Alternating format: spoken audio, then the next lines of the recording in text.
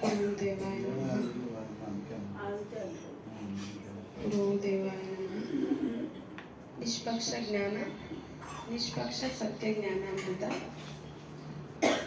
ಮಾನವ ಜೀವನ ಸುಧಾರಣೆ ಎನ್ನುವ ವಿಚಾರದಲ್ಲಿ ಎರಡನೆಯ ವಿಚಾರವಾಗಿ ಮಾನವ ಜೀವಿಗಳಲ್ಲಿ 10 ದೋಷಗಳು ಅದನ್ನು ತಿಳಿಸ್ತಿದ್ದಾರೆ. ಇದು ನಾಗಜನ ಯಾವಾಗೂ ಹೇಳ್ತಾ ಇರೋದು ಈ 10 ಗುಣಗಳು ಅಥವಾ ಈ 10 ದುರ್ಗುಣಗಳನ್ನ ನಾವು ಸುಧಾರಣೆ ಮಾಡ್ಕೊಂಡ್ರೆ ಸ್ವಲ್ಪ ಸುಧಾರಣೆ ನಮಗೆ ಗೊತ್ತಾಗುತ್ತೆ ಅಂತ. ಅದ್ಯಾವುದು 10 ದೋಷಗಳು ಅಂತ ಹೇಳಿದ್ರೆ, 1 ಕಳ್ಳತನ, 2 ವ್ಯಭಿಚಾರ, 3 ಪ್ರಾಣಿ ಹಿಂಸೆ, 4 ಸುಳ್ಳು ನುಡಿ, 5 ನಿಂದೆ, 6 ಬೈಯೋದು, 7 ಕ್ರೋಧ, 8ನೇದು ಈರ್ಷೆ, 9ನೇದು ಅಭಿಮಾನ, 10ನೇದು ಮೋಸ, ಛಲ ಮತ್ತೆ ಹಠದಿಂದ ಮೋಸ ಮಾಡ್ತೀವಲ್ಲ ಅದು. ಈ 10ನ್ನ 3 ಭಾಗಗಳಾಗಿ ವಿಂಗಡಣೆ ಮಾಡಿದ್ದಾರೆ. ಅದು ನೋಡೋದಾದ್ರೆ, ಮೊದಲು ದೇಹದಿಂದ ಮಾಡುವಂಥದ್ದು, 2ನೇದು ಮಾತಿನಿಂದ ಮಾಡುವಂಥದ್ದು, 3ನೇದು ಮನಸ್ಸಿನಿಂದ ಮಾಡುವಂಥದ್ದು. ಈ 3ರಿಂದನೂ ನಾವು ಈ ದುರ್ಗುಣಗಳು ಅಂದ್ರೆ ಈ 10 ದೋಷಗಳು ನಮ್ಮಲ್ಲಿ ಕಂಡುಕೋಬೇಕು ಅಂತ ಹೇಳ್ತಾರೆ.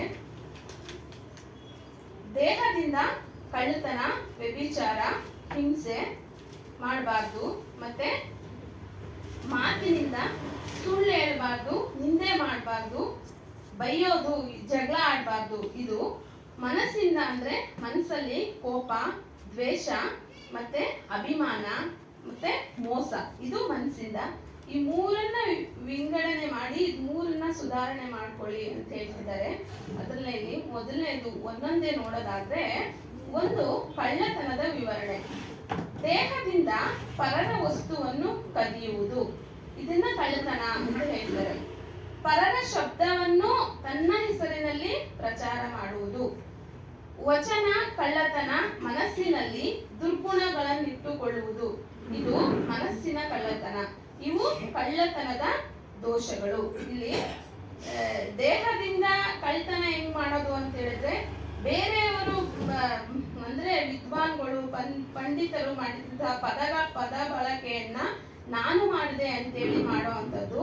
ದೇಹದಿಂದ ಬೇರೆಯವ್ರ ವಸ್ತುವನ್ನ ಕದಿಯುವಂಥದ್ದು, ವಚನಗಳನ್ನ ಕಳ್ಳತನ ಮಾಡುವಂಥದ್ದು, ಮನಸ್ಸಲ್ಲಿ ದುರ್ಗುಣಗಳನ್ನ ಇಟ್ಕೊಳ್ಳುವಂಥದ್ದು. ಇದು 3ರಿಂದನೂ ಮಾಡ್ತಿರ್ತೀವಿ. ಇದನ್ನ ಈ ದೋಷಗಳನ್ನ ನೀನು ಕಂಡುಕೋ ಅಂತ ಹೇಳ್ತಿದ್ದಾರೆ. ವ್ಯಭಿಚಾರ ಅಂದ್ರೆ ಯಥಾರ್ಥ ಸತ್ಯ ವಿಚಾರವಿಲ್ಲದೆ ವ್ಯವಹಾರ ಮಾಡುವುದು. ಅಂದರೆ ಅನ್ಯ ಸ್ತ್ರೀಯಲ್ಲಿ ಅನುರಕ್ತನಾಗಿ ಅನೇಕ ಕೆಟ್ಟ ಕೃತ್ಯಗಳನ್ನು ಮಾಡುತ್ತಾರೆ. ಮನಸ್ಸಿನ ವ್ಯಭಿಚಾರ ಅಂದರೆ ಏಕಾಗ್ರತೆ ಇಲ್ಲದೆ ವಿಷಯ ಭೋಗಗಳ ಚಿಂತನೆ ಮಾಡುವುದು. ಈಗ ಒಂದು 5 ನಿಮಿಷದ ಹಿಂದೆ ಅಮ್ಮ ಅವರು ಸತ್ಸಂಗ ಮಾಡಿದ್ರು. ಅಲ್ಲಿ ಶೀಲದ ಬಗ್ಗೆ ಹೇಳಿದ್ರು. ಶೀಲದಲ್ಲಿ 2, 1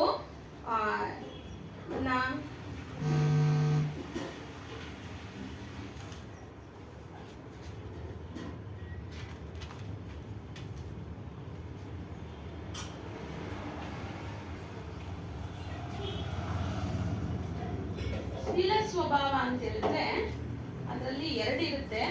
1ನೇದು ಬ್ರಹ್ಮಚಾರಿಯನ್ನು ಪಾಲನೆ ಮಾಡೋದು, ಇನ್ನೊಂದು ಸತ್ಯವನ್ನ ಹೇಳೋದು. ಅಂದ್ರೆ ನಮ್ರತಾ ಸ್ವಭಾವ ಇರಬೇಕು, ಆಮೇಲೆ ಬೇರೆಯವ್ರಿಗೆ ಮರ್ಯಾದೆ ಕೊಡ್ಬೇಕು, ಮೃದು ಭಾಷಿಕರಾಗಿರ್ಬೇಕು. ಇದು ಒಂದು ತರ ಶೀಲ. ಆದ್ರೆ ಜೀವನದಲ್ಲಿ ಸಂಸಾರದಲ್ಲಿ ಇದ್ಕೊಂಡು ಕೂಡ ಬ್ರಹ್ಮಚಾರ್ಯನನ್ನ ಪಾಲನೆ ಮಾಡೋದು ಕೂಡ ಒಂದು ತರದ ಶೀಲನೆ ಅಂತ ಹೇಳ್ತಿದ್ದಾರೆ. ಇದನ್ನೆಲ್ಲ ನೋಡೋದಾದ್ರೆ ಇದ್ರದ್ದು ಸೂಕ್ಷ್ಮ ವಿಚಾರಗಳು. ಇದು ಏಕಾಗ್ರತೆ ಇಲ್ಲ ಅಂದ್ರೆ ನಮ್ಗೆ ಇದು ಯಾವುದರ ಸತ್ಯ ಗೊತ್ತಾಗಲ್ಲ.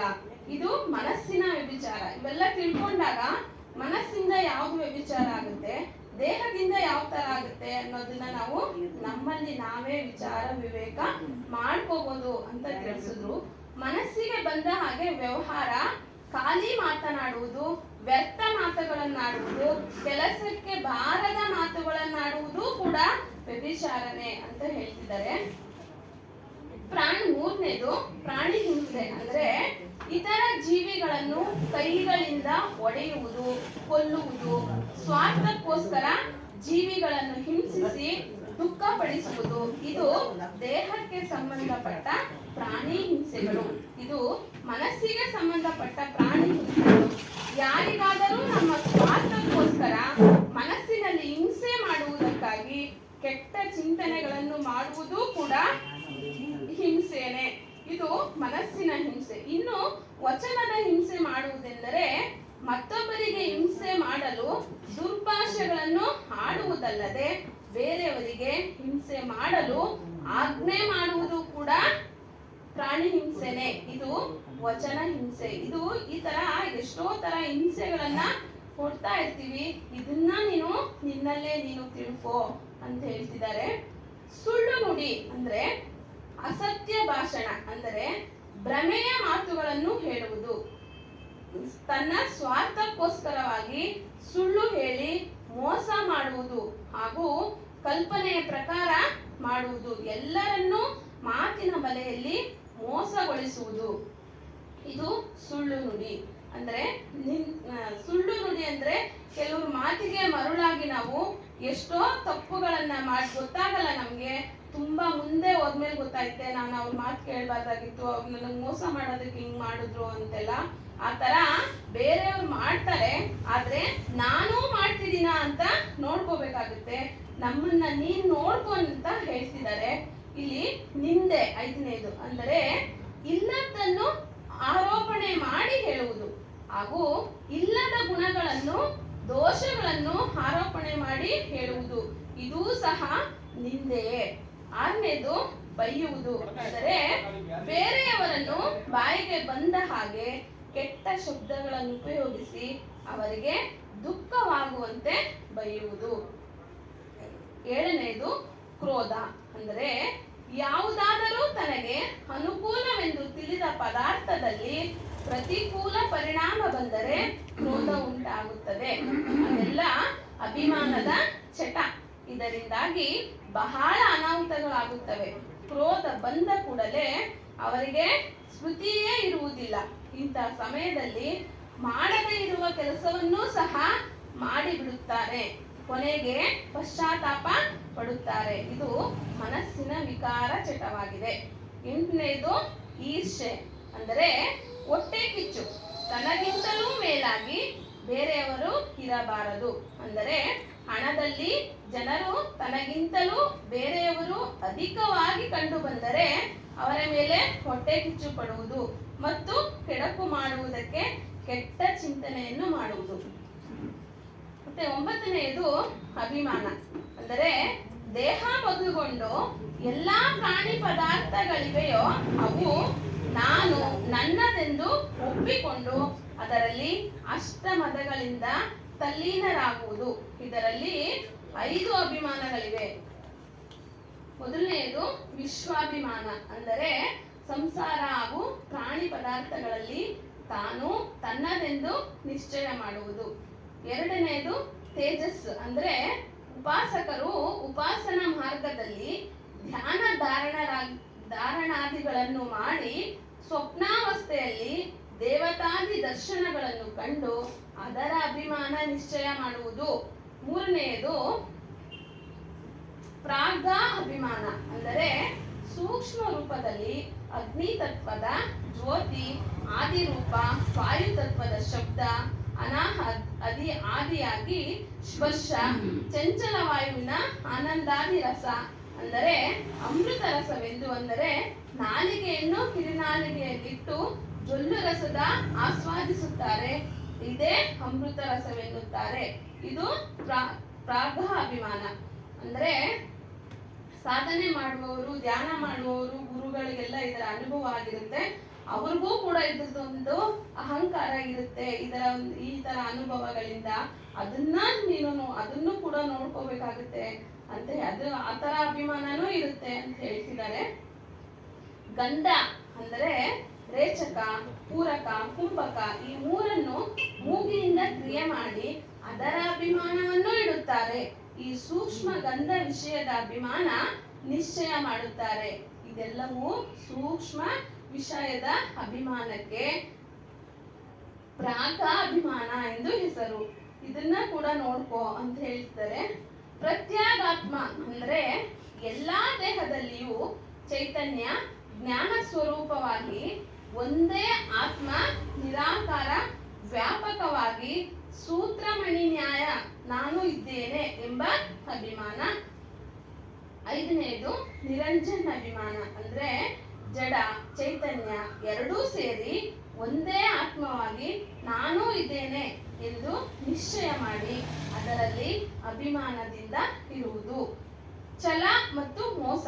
10ನೇದು ಕಪಟ ಕೃತ್ಯಗಳನ್ನು ಮಾಡಿ ಮೋಸ ಮಾಡುವುದು. ಜೀವನದಲ್ಲಿ ತಾನು ಮಾಡಿಯೇ ತೀರುತ್ತೇನೆ ಎಂಬ ಸ್ವಾರ್ಥ ಭಾವನೆಯ ಪಕ್ಷದ ಛಲ. ಈ ಪ್ರಕಾರ 10 ದೋಷಗಳನ್ನು ಮಾನವನಲ್ಲಿ ಇವುಗಳನ್ನು ತ್ಯಾಗ ಮಾಡಿ 10 ಸದ್ಗುಣಗಳನ್ನ ಧಾರಣೆ ಮಾಡಿ ಅಂತ ಹೇಳ್ತಿದ್ದಾರೆ. ಇದೇ ತರ ಇವಾಗ ಸತ್ಸಂಗದಲ್ಲಿ ವಿಚಾರ ಅಂತ ಹೇಳಿದ್ವಲ್ಲ, ಅಲ್ಲಿ ಅಮ್ಮ ಅವ್ರು ಹೇಳ್ತಾರೆ ಹಂಸ ಗುಣಗಳನ್ನ ತಗೊಳ್ಳಿ ನೀವು ಅಂತ.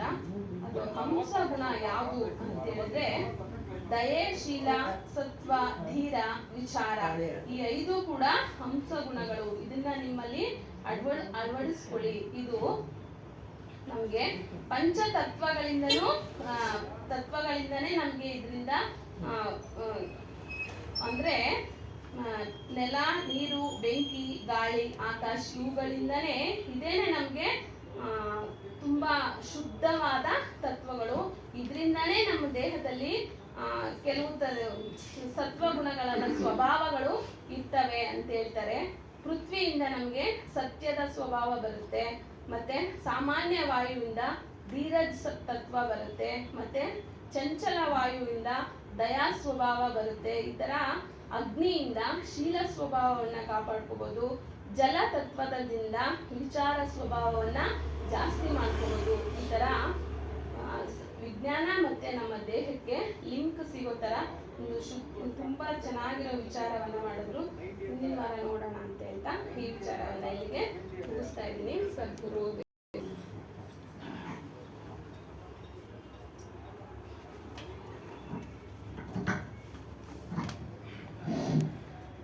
बोलिए सत्यनामारी की जय, सद्गुरु श्रीनिवास साहेब की जय,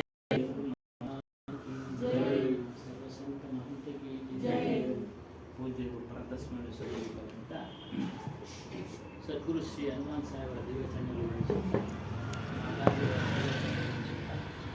ನೆರೆದಿರುವ ಎಲ್ಲ ಮಹನೀಯರಿಗೆ ಭಕ್ತಿ ಮಾತ್ರೆಗೊಳಿಸುತ್ತಾ ಪ್ರಸಂಗ ವಿಷಯ मन का स्वरूप, ಮನಸ್ಸಿನ ಸ್ವರೂಪ ವಿಷಯ.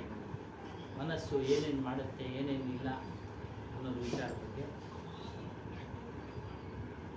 पानी ते अति पाताल, दुमा ते अति जीत, पवन होते उतावला, तो दोस्त कबीर नकी.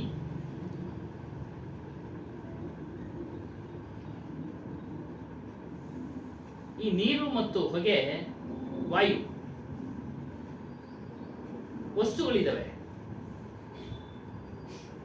ವಸ್ತುಗಳು ಆಗಿದ್ದಾವೆ. ಆದರೆ ಮನಸ್ಸು ಯಾವುದೇ ವಸ್ತು ಅಲ್ಲ. ಈಗ ಹೇಳೋದು ಮನಸ್ಸಿನ ಬಗ್ಗೆ. ಮನಸ್ಸು ಯಾವುದೇ ವಸ್ತು ಇಲ್ಲ. ಈ ಮನಸ್ಸು ಸಂಸ್ಕಾರಗಳ ರಾಶಿ, ಆಲೋಚನೆಗಳ ರಾಶಿ, ವಿಷಯಗಳ ರಾಶಿ ಆಗಿ ಕೆಲಸ ಮಾಡ್ತಿದೆ.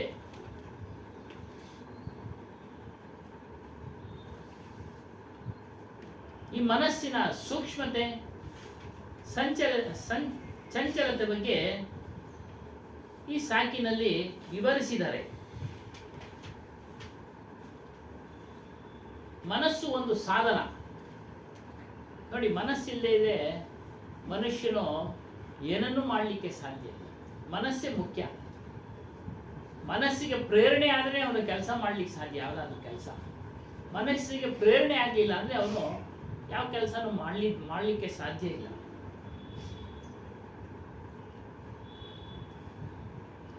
ಮನಸ್ಸನ್ನ ನಿಗ್ರಹ ಮಾಡಬೇಕು. 10 ದೋಷಗಳು ಹೇಳಿದ್ರು, ಅದರಲ್ಲಿ ಕ್ರೋಧ ಬಂತು. ಕಾಮ, ಕ್ರೋಧ, ಲೋಭ, ಮೋಹ ಇವೆಲ್ಲ ರಾಗದ್ವೇಷ ಇವೆಲ್ಲ ಮನಸ್ಸಿನಲ್ಲಿ ಉಂಟಾಗ್ತವೆ. ಇವುಗಳನ್ನ ನಿಗ್ರಹ ಮಾಡೋದು, ಕತ್ತರಿಸೋದು. ಸೌದೆಯನ್ನ ಕತ್ತರಿಸಲಿಕ್ಕೆ ಕೊಡ್ಲಿನ ಉಪಯೋಗಿಸ್ತಾ ಇದ್ರು, ಹಿಂದೆ ಎಲ್ಲ. ಅದೇ ರೀತಿಯಾಗಿ ಈ ಮನಸ್ಸಿನಲ್ಲಿ ಉಂಟಾಗತಕ್ಕಂಥ ಈ ಅರಿಷಡ್ ವರ್ಗ ಇವುಗಳನ್ನ ಭಕ್ತಿ, ಮೊದಲನೇಗೆ ಭಕ್ತಿ ಎಂಬ ಕೊಡ್ಲಿನ ಕತ್ತರಿಸಿ. ಭಕ್ತಿ ಯಾವುದರ ಭಕ್ತಿ ಮಾಡಬೇಕು? ಗುರುಭಕ್ತಿಯನ್ನ ಮಾಡಬೇಕು ನಾವು.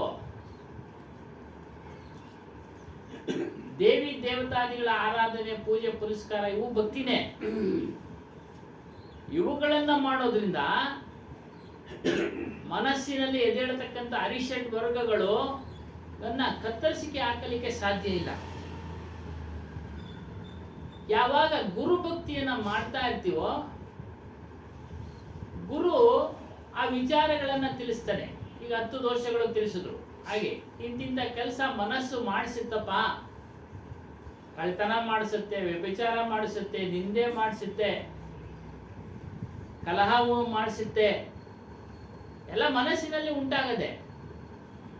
ಆ ವಿಚಾರಗಳನ್ನ ತಿಳಿಸ್ತಾರೆ ನಮ್ಗೆ. ಗುರುವಿನಲ್ಲಿ ನಾವು ಭಕ್ತಿ, ಗುರುವಿನಲ್ಲಿ ಶ್ರದ್ಧೆ, ನಂಬಿಕೆ ಇವೆಲ್ಲ ಮಾಡಿದಾಗ ಗುರು ನಮ್ಗೆ ಇವೆಲ್ಲ ತಿಳಿಸ್ತಾ ಇರ್ತಾನೆ. ನೋಡಿ, ಇವುಗಳನ್ನೆಲ್ಲ ಕತ್ತರಿಸು, ರಾಗದ್ವೇಷಾದಿಗಳನ್ನ ಕತ್ತರಿಸು, ಮೋಸ ಮಾಡಬೇಡ, ವಂಚನೆ ಮಾಡಬೇಡ,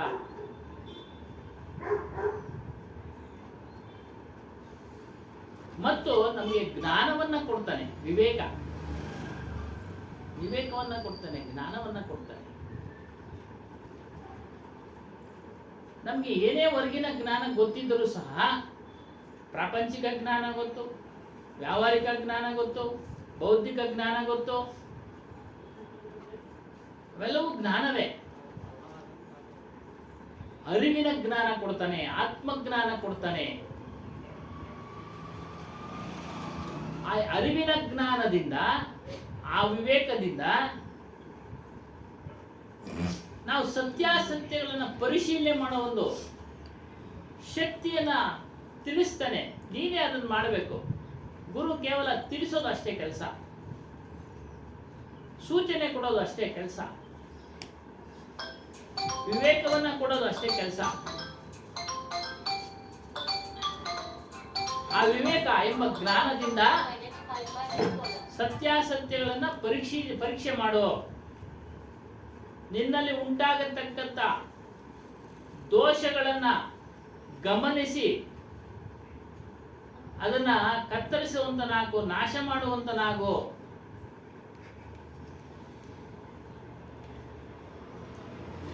ಮತ್ತು ವೈರಾಗ್ಯದ ಲಕ್ಷಣಗಳನ್ನು ತಿಳಿಸ್ತಾನೆ.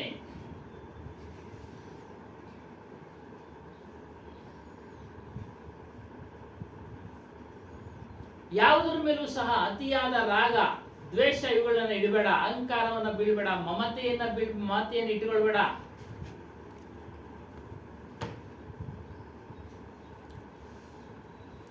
ಇವೆಲ್ಲವೂ ತಿಳಿಸ್ತಾ ಇದ್ದಾಗ ಮನಸ್ಸಿನಲ್ಲಿ ಇದನ್ನೆಲ್ಲ ಅಳವಡಿಸಿಕೊಳ್ಬೇಕು ನಾವು. ನೋಡಿ, ಮನಸ್ಸು ನಾವು ಗುರುಭಕ್ತಿ ಮಾಡೋದಕ್ಕಿಂತ ಮುಂಚೆ, ಗುರುವಿನ ಸ್ಥಾನಕ್ಕೆ ಬರೋಕ್ಕೆ ಮುಂಚೆ ಅರಿಷಡ್ ವರ್ಗಗಳಲ್ಲಿ ತುಂಬಿ ತುಳುಕ್ತಾ ಇರುತ್ತೆ. ಪ್ರಾಪಂಚಿಕ ವಸ್ತುಗಳಲ್ಲಿ ಮೋಹ ಬಿದ್ದು ಇರುತ್ತೆ. ಇದನ್ನೆಲ್ಲ ತಿಳಿಸಿದಾಗ ಮನಸ್ಸಿಗೆ ಇವುಗಳೆಲ್ಲ ತುಂಬಬೇಕು. ಭಕ್ತಿ, ಜ್ಞಾನ, ವೈರಾಗ್ಯ, ಕರುಣೆ, ದಯ, ಸತ್ಯ, ವಿಚಾರ.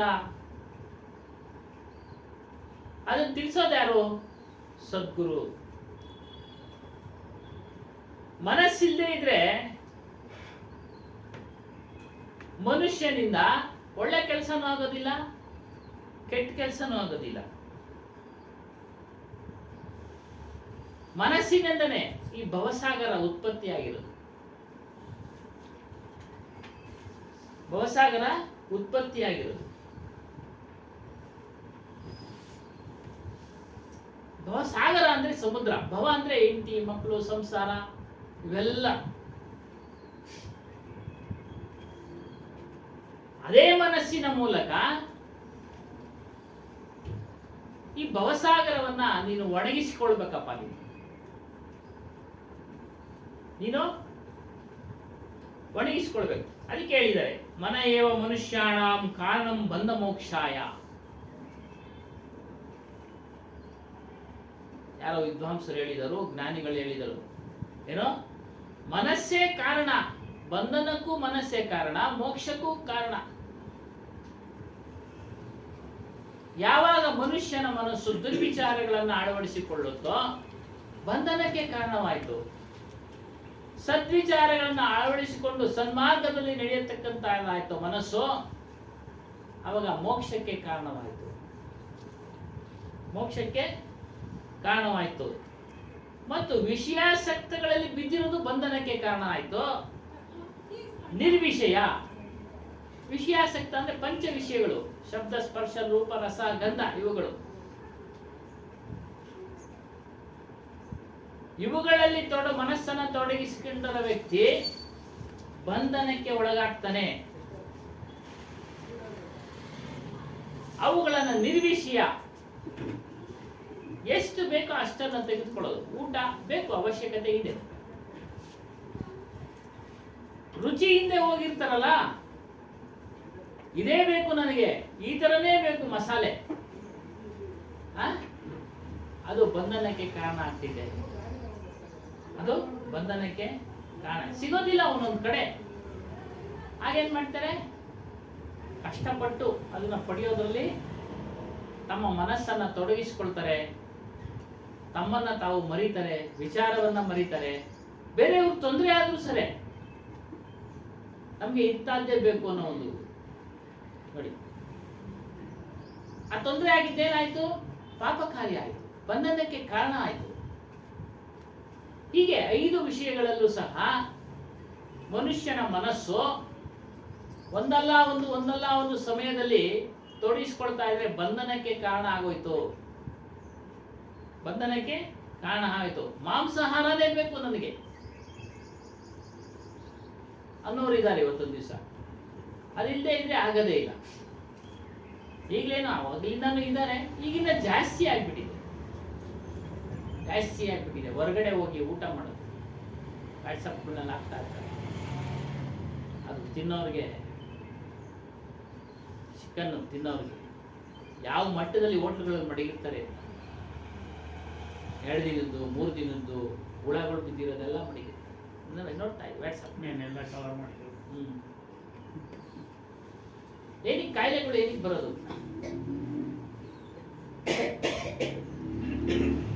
ಹಾಗಾಗಿ ನೋಡಿ, ಅದನ್ನ ನಾವು ನಿಯಂತ್ರಣ ಮಾಡಿದ್ರೆ ಆರೋಗ್ಯ. ಸಾತ್ವಿಕ ಆಹಾರದಲ್ಲೂ ಸಹ ವಂಚನೆ ಶುರುವಾಗ್ಬಿಟ್ಟಿದೆ. ಎಲ್ಲ ಬಣ್ಣ, ಕಲರು, ಬಣ್ಣ. ಒಟ್ಟಾರೆ ಇಲ್ಲಿ ವಿಷಯದ ಬಗ್ಗೆ ಮಾತಾಡ್ತಾ ಇದ್ದೀವಿ. ನಿರ್ವಿಷಯ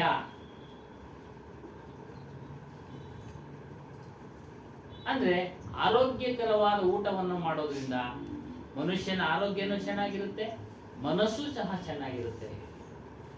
ಮನಸ್ಸು ಚೆನ್ನಾಗಿರುತ್ತೆ. ನಿರ್ವಿಷಯವುಳ್ಳ ಮನಸ್ಸು ಅವನು ಮುಕ್ತನಾಗ್ತಾನೆ.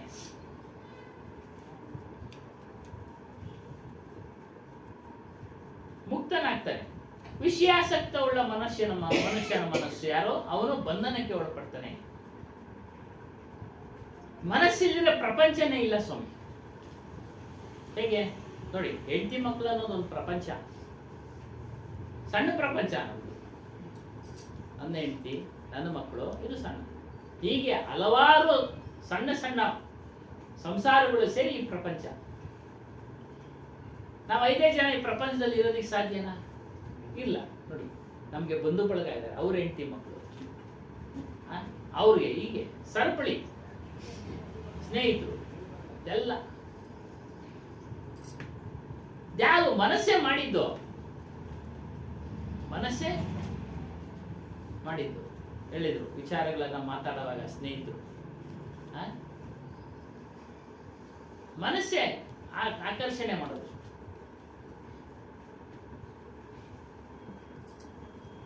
ಇನ್ನು ಹುಟ್ಟಿದ ಸ್ಥಳದ ಮೋಹ, ಅದು ಮನುಷ್ಯ ಮಾಡೋದು.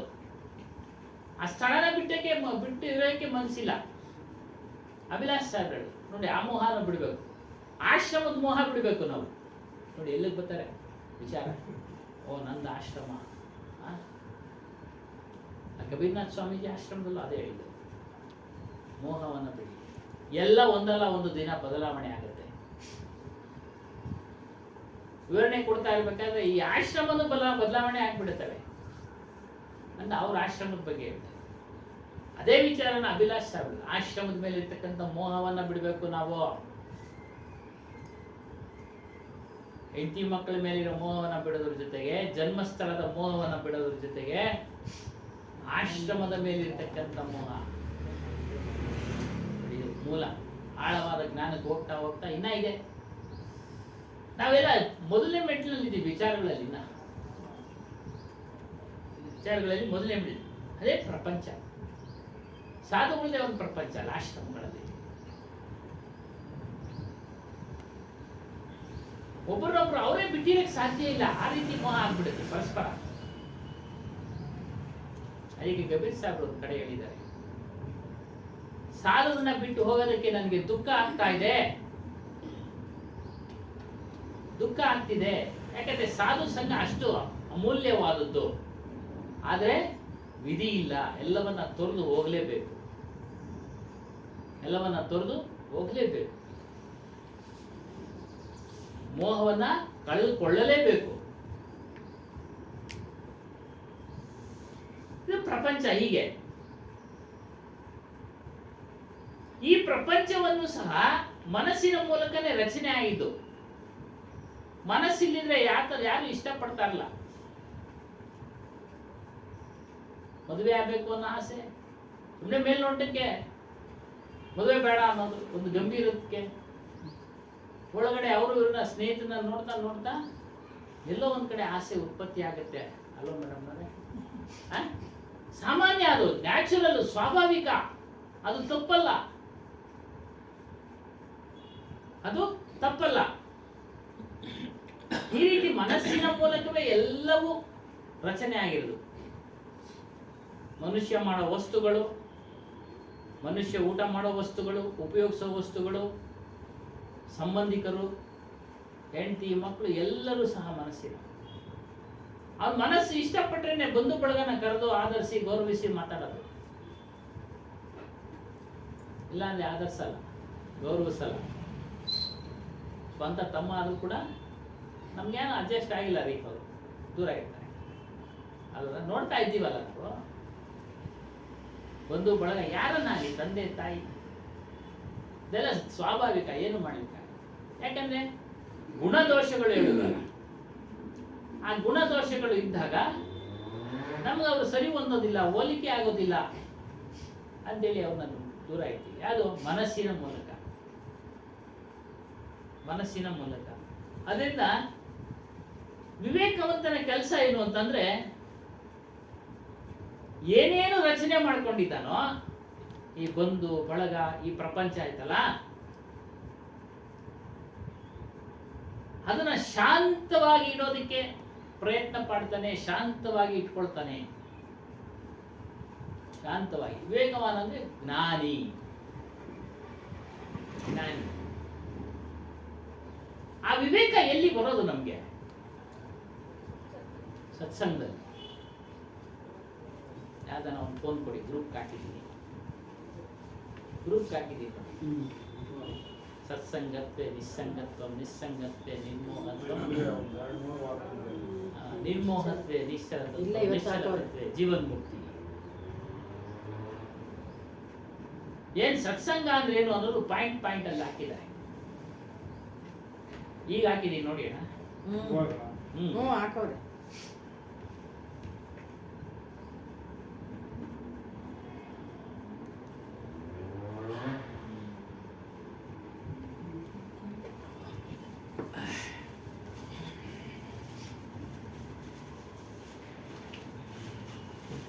ಶಂಕರಾಚಾರ್ಯರು ಒಂದು ವಿಚಾರ, ಸತ್ಸಂಗತ್ವೇ ನಿಸ್ಸಂಗತ್ವ, ನಿಸ್ಸಂಗತ್ವೇ ನಿರ್ಮೋಹತ್ವ, ನಿರ್ಮೋಹತ್ವೇ ನಿಶ್ಚಲತ್ವ, ನಿಶ್ಚಲತ್ವೇ ಜೀವನ.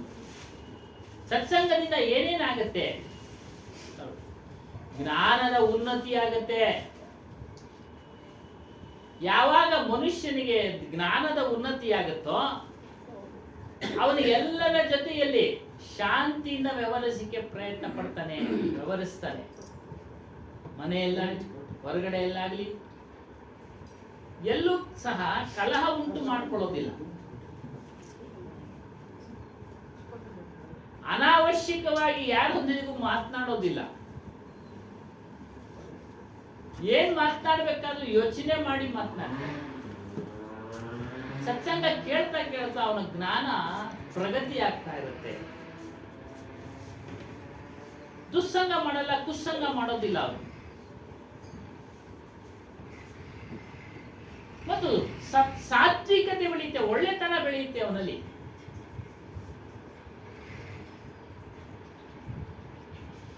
ತಾಮಸಿಕತೆ ಬೆಳೆಯೋದಿಲ್ಲ. ಶಾಂತಿಯನ್ನ ಪಾಲನೆ ಮಾಡ್ಕೊಂಡು ಹೋಗ್ತಾನೆ. ನಿರ್ಮೋಹತ್ವ ಉಂಟಾಗ್ಬಿಡುತ್ತೆ. ಇದ್ಯಾವುದು ನನ್ನದಲ್ಲಪ್ಪ, ಎಲ್ಲವನ್ನ ನಾನು ಬಿಟ್ಟು ಹೋಗ್ತಾ ಇರ್ಬೇಕು. ಎಲ್ಲವನ್ನ ಏನೇನು ಇವನು ರಚನೆ ಮಾಡ್ಕೊಂಡ ಪ್ರಪಂಚವನ್ನ, ಒಂದು ಬಳಗ, ಸ್ನೇಹಿತರು,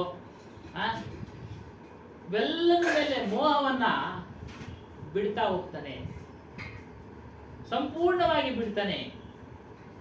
ಅದೇ ದುಸ್ಸಂಗದಿಂದ ನಮ್ಗೆ ಮದ, ಮಾತ್ಸರ್ಯ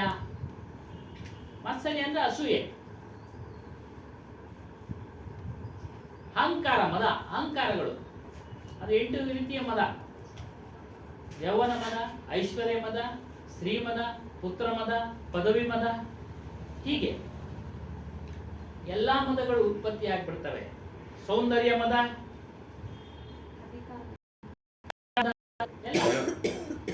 ಇದೆಲ್ಲ ದುಸ್ಸಂಗದಿಂದ ಉಂಟಾಗ್ತವೆ. ಸತ್ಸಂಗದಿಂದ ಇವೆಲ್ಲ ಕಳೀತಾ ಬರ್ತವೆ. ನಿಶ್ಚಲತೆ ಸಿಕ್ಬಿಡುತ್ತೆ ಅವನಿಗೆ. ಯಾವುದರಲ್ಲಿ ನಾನು ನಿಶ್ಚಲನಾಗಿ ನಿಲ್ಲಬೇಕು ಅದು ವಿವೇಕವ ಸಿಕ್ಬಿಡುತ್ತೆ. ಅವನಿಗೆ ಗೊತ್ತಾಗ್ಬಿಡುತ್ತೆ. ಇವೆಲ್ಲ ಬಿಟ್ಟು ಹೋಗುವಂಥದ್ದು. ನಿಶ್ಚಲತೆ ಯಾವುದರಲ್ಲಿದೆ? ನನ್ನ ಸ್ವರೂಪದಲ್ಲಿದೆ, ನನ್ನ ಸ್ವರೂಪದಲ್ಲಿದೆ ಅಂತೇಳಿ ಅದನ್ನ ನಿಶ್ಚಲ ಮಾಡ್ಕೊಳ್ತಾರೆ. ಚಂಚಲತೆ ಅದೇ ವಿಚಾರ. ಚಂಚಲತೆ ದೂರ ಆಗ್ಬಿಡುತ್ತೆ. ಮನಸ್ಸು ಚಂಚಲ ಉಳ್ಳದು. ಇಲ್ಲಿ ಕುಳಿತುಕೊಂಡು ವಿಚಾರ ಕೇಳ್ತಾ ಇದೆ, ಹೊರಗಡೆ ಎಲ್ಲೋ ಸುತ್ತಾಡಕ್ ಹೋಗಿರುತ್ತೆ ಮನಸ್ಸು. ಯಾವುದೋ ವ್ಯವಹಾರದ ಚಿಂತೆನೋ ಮಾಡ್ತಾ ಇರುತ್ತೆ. ವ್ಯವಹಾರದ ಚಿಂತೆ ಮಾಡಬೇಕು, ಅದಕ್ಕೆ ಬೇರೆ ಸಮಯ ತೆಗೆದಿಡಬೇಕು. ಮಾಡಬಾರ್ದು ಅಂತೇನಿಲ್ಲ, ಮಾಡಲೇಬೇಕು. ಅದು ಹೊಟ್ಟೆಪಾಡಿನ ಕೆಲಸ ಇಲ್ಲ ಅಂತೇಳಿ ಉದಾಹರಣೆಗೆ ಹೇಳ್ತಾ ಇರೋದು. ಅದು ಚಿಂತೆ ಮಾಡ್ತಾರೆ.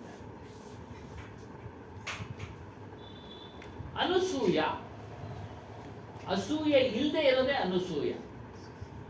ನೋಡಿ, ಈ ಗುಣ ಬಂದ್ಬಿಡುತ್ತೆ.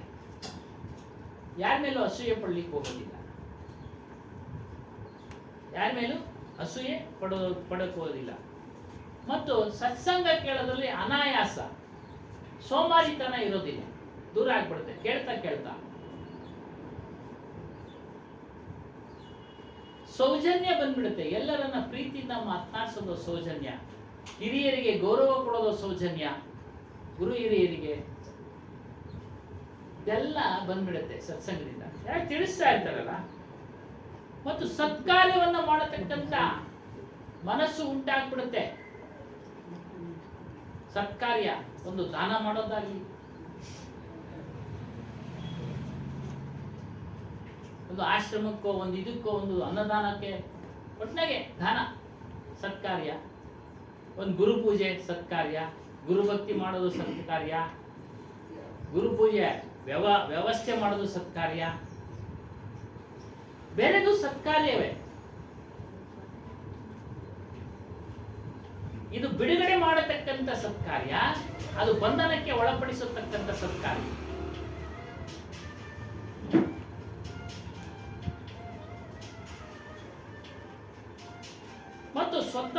ಸತ್ಸಂಗದಲ್ಲಿ ಸ್ವತಂತ್ರ ಜೀವಿ ಯಾರು, ಹೇಗೆ ನಾನು ಸ್ವತಂತ್ರನಾಗಿರ್ಬೇಕು ಅನ್ನೋ ಒಂದು ಆಲೋಚನೆ ಉತ್ಪತ್ತಿಯಾಗುತ್ತೆ.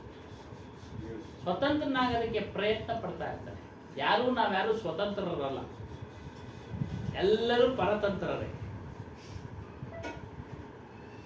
ಮನಸ್ಸಿನ ಕೈಗೆ ಸಿಕ್ಕಿದ್ದೀವಿ ನಾವೆಲ್ಲ, ಅದು ಪರತಂತ್ರ. ವಿಚಾರ ಮಾಡಿ ನೋಡಿದ್ರೆ ನಾವು ಒಂದು ದೇಶದಲ್ಲಿ ವಾಸ ಮಾಡ್ತಾ ಇದೀವಿ, ಒಂದು ರಾಜ್ಯದಲ್ಲಿ ವಾಸ ಮಾಡ್ತಾ ಇದೀವಿ, ಒಂದು ಕಾನೂನಿನ ಕೈ ಕೆಳಗಡೆ ನಾವಿದ್ದೀವಿ.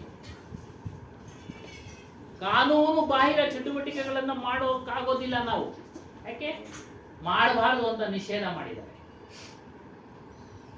ಅದು ಒಳ್ಳೆಯದೇ. ಆದರೂ ಸಹ ಕೆಲವೊಂದು ವಿಚಾರಗಳಲ್ಲಿ ನಮಗೆ ಸ್ವತಂತ್ರ ಇಲ್ಲ.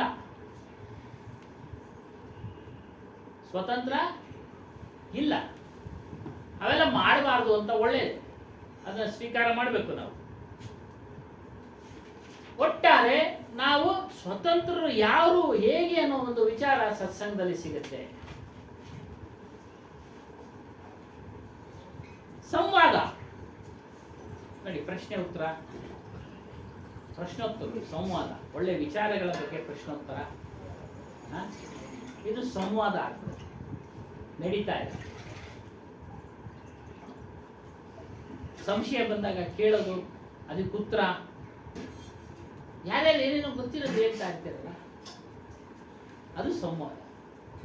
ಆ ಸಂವಾದದಲ್ಲಿ ಹೇಳ್ತಕ್ಕಂಥವನು ತಿಳ್ಕೊಳ್ತಾನೆ, ಕೇಳೋರು ಬೇರೆಯವರು ಸಹ ತಿಳ್ಕೊಳ್ಬೋದು. ಒಳ್ಳೆ ಸಂವಾದ. ದುಸ್ಸಂಗದಲ್ಲಿ ಒಳ್ಳೆ ಸಂವಾದ ಇರುತ್ತಾ?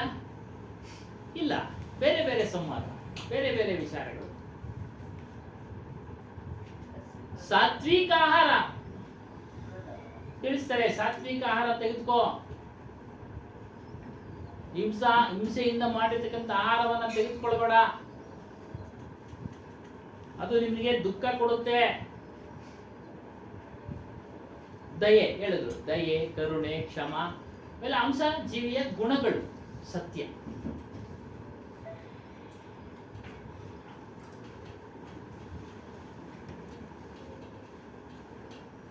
ಸಂಸ್ಕೃತಿ, ಸುಸಂಸ್ಕೃತಿ, ಒಳ್ಳೆ ಸಂಸ್ಕೃತಿಗಳು, ಸಂಸ್ಕಾರಗಳು ನಮ್ಮ ಮನಸ್ಸಿನಲ್ಲಿ ಮೂಡು ಬರ್ತವೆ. ಅದನ್ನ ಆಚರಣೆ ಮಾಡ್ಕೊಳ್ತೀವಿ, ಆಚರಣೆ ಮಾಡ್ತೀವಿ. ಇವೆಲ್ಲ ದುಸ್ಸಂಗದಿಂದ ಬರೋದಿಲ್ಲ, ಸತ್ಸಂಗದಿಂದನೇ ಇವೆಲ್ಲ ಬರೋದು. ಮತ್ತು ಶಾಶ್ವತ ಶ್ರೇಯ ಅಂದ್ರೆ ನಮ್ಮ ಆತ್ಮಸ್ವರೂಪದ ಅಲ್ಲಿ ನಿಲ್ಲುವ ಬದುಕಿ. ಇನ್ನು ದುಸ್ಸಂಗದಲ್ಲಿ ಅದೆಲ್ಲ ಸಿಗೋದಿಲ್ಲ. ಶ್ರೇಯ ಪ್ರಾಪಂಚಿಕ ನೋಡಿ, ಪ್ರಾಪಂಚಿಕ ವಿಚಾರಗಳಲ್ಲೂ ಪ್ರಗತಿ, ಪಾರಮಾರ್ಥಿಕ ವಿಚಾರಗಳಲ್ಲೂ ಪ್ರಗತಿ ಸತ್ಸಂಗದಿಂದ. ಏನು ಪ್ರಾಪಂಚಿಕ ಪ್ರಗತಿ ಅಂದ್ರೆ ಮೋಹವನ್ನ ಕಳ್ಕೊಳ್ತೀವಿ, ಕ್ರೋಧವನ್ನ ಕಳ್ಕೊಳ್ತೀವಿ, ನಾವೇ ರಚನೆ ಮಾಡ್ಕೊಂಡಿರ್ತಕ್ಕಂಥ ಏನೇನು ಮನಸ್ಸಲ್ಲಿ ಉತ್ಪತ್ತಿ ಮಾಡ್ಕೊಂಡಿರ್ತೀವೋ ಅರಿಷಡ್ ವರ್ಗಗಳನ್ನೆಲ್ಲ ಕಳೀತಾ ಇರ್ತೀವಿ, ಅರಿಷಡ್ ವರ್ಗಗಳನ್ನ ಕಳೀತಾ ಇರ್ತೀವಿ. ಮತ್ತು ಇಲ್ಲಿ ಉಂಟಾಗತಕ್ಕಂಥ ಬುದ್ಧಿ ವಿವೇಕದಿಂದ ಕೆಲಸ ಕಾರ್ಯಗಳಿಗೂ ಉಪಯೋಗಿಸ್ಕೊಳ್ತಾ ಇದ್ದೀವಿ. ಎಚ್ಚರಿಕೆಯಿಂದ ನಡೆಯೋದು ಅದು ಪ್ರಾಪಂಚಿಕ ಪ್ರಗತಿನೇ. ಎಚ್ಚರಿಕೆಯಿಂದ ನಡೆಯೋ, ಈಗ ಮಾಡಿದ್ರೆ ಈಗಾಗತ್ತೆ, ಎಚ್ಚರಿಕೆ. ವಿವೇಚನಾ ಶಕ್ತಿ ಬೆಳೆಯುತ್ತೆ ಸತ್ಸಂಗದಿಂದ, ಬುದ್ಧಿಶಕ್ತಿ ಬೆಳೆಯುತ್ತೆ. ಎಂತ ದಡ್ಡನಾದ್ರೂ ಮೂರ್ಖನಾದ್ರೂ ಕೇಳ್ತಾ ಕೇಳ್ತಾ ಸತ್ಸಂಗವನ್ನ ಅವನು ವಿವೇಕಿಯಾಗ್ಬಿಡ್ತಾನೆ, ಇದೆಲ್ಲ ನಾವ್ ಹೇಳಿರೋ ಮಾತುಗಳಲ್ಲ, ಎಲ್ಲ ಗುರುಗಳು ಹೇಳಿರ್ತಕ್ಕಂಥ ಮಾತು. ಹನುಮಾನ್ ಸಾಗರ ಎಂತ ದಡ್ಡ ಮೂರ್ಖ ಆದ್ರೂ ಸಹ ಪ್ರತಿನಿತ್ಯ ಬಂದು ಸತ್ಸಂಗ ಕೇಳ್ತಾ ಇದ್ವಿ, ಅವನು ವಿವೇಕಿ ಆಗ್ಬಿಡ್ತಾನೆ, ಜ್ಞಾನಿ ಆಗ್ಬಿಡ್ತಾನೆ, ಅವನ ಬುದ್ಧಿ ಪ್ರಗತಿ ಆಗುತ್ತೆ. ಸೌಭಾಗ್ಯ, ಸತ್ಸಂಗವನ್ನ ಕೇಳ್ತಾ ಇದ್ದೀವಿ, ಒಳ್ಳೆ ಭಾಗ್ಯ ನಮಗೆ. ಮುಂದಿನ ದಿನಗಳಲ್ಲಿ ನಮಗೆ ಬಿಡುಗಡೆ ಮಾರ್ಗ ಸಿಗುತ್ತೆ, ಭಾಗ್ಯ, ಸೌಭಾಗ್ಯ. ಸಿಗುತ್ತೆ, ಅಜ್ಞಾನ ಅಂಧಕಾರ ಕಳೆಯುತ್ತೆ, ಜೀವನ್ ಮುಕ್ತಿ ಸ್ಥಿತಿ. ನಿಮ್ಮ ಜೀವನ ಒಳಿತು ಕೆಡುಕು ಜವಾಬ್ದಾರಿ ಇವುಗಳನ್ನೆಲ್ಲ ತಿಳಿಸಿಕೊಡುತ್ತೆ ಸತ್ಸಂಗ. ಇವೆಲ್ಲ ತಿಳಿಸಿ ಕೊಡುತ್ತೆ ಸತ್ಸಂಗ. ಅದಕ್ಕೆ ವಿವೇಕವಾನ್. ಸತ್ಸಂಗವನ್ನು ಕೇಳ್ತಾ ಕೇಳ್ತಾ ಮನುಷ್ಯನಾಗ್ತಾನೆ, ವಿವೇಕವಂತನಾಗ್ತಾನೆ. ವಿವೇಕವಂತನಾಗ್ತಾನೆ. ಅವನ ಕೆಲಸ ಏನು ಅಂತಂದ್ರೆ, ತಾನೇ ಸೃಷ್ಟಿಯಾಗಿ ತನ್ನಿಂದ ಸೃಷ್ಟಿಯಾಗಿದ್ದಂತ ಈ ಪ್ರಪಂಚವನ್ನ, ಹೆಂಡತಿ ಮನೆ, ಹೆಂಡತಿ ಸಂಸಾರ, ಮಕ್ಕಳು ಮರಿ, ಇವೆಲ್ಲ ಪ್ರಪಂಚ ಶಾಂತವಾಗಿರೋ ಹಾಗೆ ನೋಡ್ಕೊಳ್ತಾನೆ. ಎಲ್ಲೂ ಗದ್ದಲ ಮಾಡ್ಕೊಳ್ಳೋದಿಲ್ಲ, ಕಲಹ ಮಾಡ್ಕೊಳ್ಳೋದಿಲ್ಲ, ಅಶಾಂತಿಯಿಂದ ವರ್ತನೆ ಮಾಡೋದಿಲ್ಲ. ಮತ್ತೆ ಪ್ರಪಂಚ ಈ ಚಂಚಲ ಏನಕ್ಕಾಯ್ತು? ಮನಸ್ಸಿನ ಕೆಲಸನೇ ಅಷ್ಟು. ಯಾಕೆ? ಜ್ಞಾನ ಇಲ್ಲದ ಮೇಲೆ ಮನುಷ್ಯನಿಗೆ ಅದು ಚಂಚಲ ಆಗೋದು ಸಾಮಾನ್ಯ. ಚಂಚಲ ಆಗೋದು ಸಾಮಾನ್ಯ. ಹಾಗಾಗಿನೇ ನಿಮ್ಮ ಬಿಡುವಿನ ವೇಳೆಯಲ್ಲಿ ಓದು ಬರತಕ್ಕಂಥವ್ರು ಗ್ರಂಥಗಳನ್ನು ಓದಿ, ಒಳ್ಳೆ ಗ್ರಂಥಗಳನ್ನು ಓದಿ, ಸನ್ಮಾರ್ಗಕ್ಕೆ ತೆಗೆದುಕೊಂಡು ಹೋಗತಕ್ಕಂಥ ಗ್ರಂಥಗಳನ್ನು ಓದಿ. ಯಾವುದೇ ರಾಮಾಯಣ ಮಹಾಭಾರತ ಪ್ರಾರಂಭ ಅಲ್ಲಿಂದನೇ. ಇದಕ್ಕೆ ಬರ್ಬೇಕಾದ್ರೆ ಅಲ್ಲಿಂದನೇ ಮೆಟ್ಲು. ನೀತಿ ಸೂತ್ರಗಳಿರ್ತವೆ, ಒಳ್ಳೊಳ್ಳೆ ವಿಚಾರಗಳಿರ್ತವೆ. ಏಕಾಏಕಿಯಾಗಿ ನಾವು ಇದಕ್ಕೆ ಪ್ರವೇಶ ಮಾಡಕ್ಕೆ ಕಷ್ಟ ಆಗುತ್ತೆ. ಸಮಯ ತೆಗೆದುಕೊಳ್ಳುತ್ತೆ.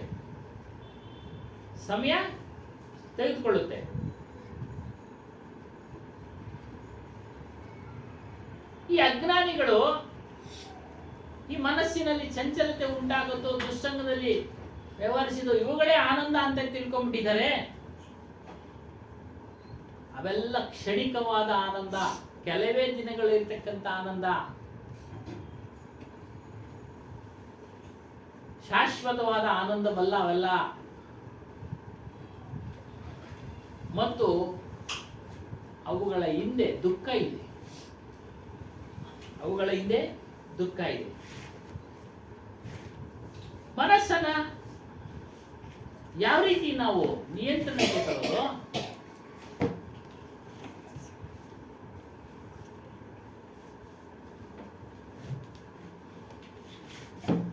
ಹೇಳ್ತಾನೆ ಅರ್ಜುನ, ಕೇಳ್ತಾನೆ, ಏನಕ್ಕಪ್ಪ, ಹೇಗಪ್ಪ ಮನಸ್ಸು ನಿಯಂತ್ರಣ ತರಕ್ ಆಗ್ತಾ ಇಲ್ಲ ಅಂತ ಅರ್ಜುನ ಕೃಷ್ಣನ ಕೇಳಿದಾಗ ಭಗವದ್ಗೀತೆ ಹೇಳ್ತಾರೆ, ಅಸಂಶಯೋ ಮಹಾಬಾಹೋ ಮನೋ ದುರ್ನಿಗ್ರಹಂ ಛಲಂ ಅಭ್ಯಾಸೇತನ ಕೌಂತೆಯ ವೈರಾಗ್ಯೇನ ಚ ಗೃಹ್ಯತೆ.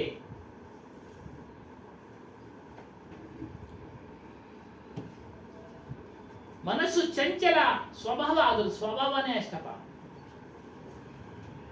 ಅದು ಸ್ವಭಾವನೇ ಅಷ್ಟು. ಪ್ರಯತ್ನ ಮತ್ತು ವೈರಾಗ್ಯ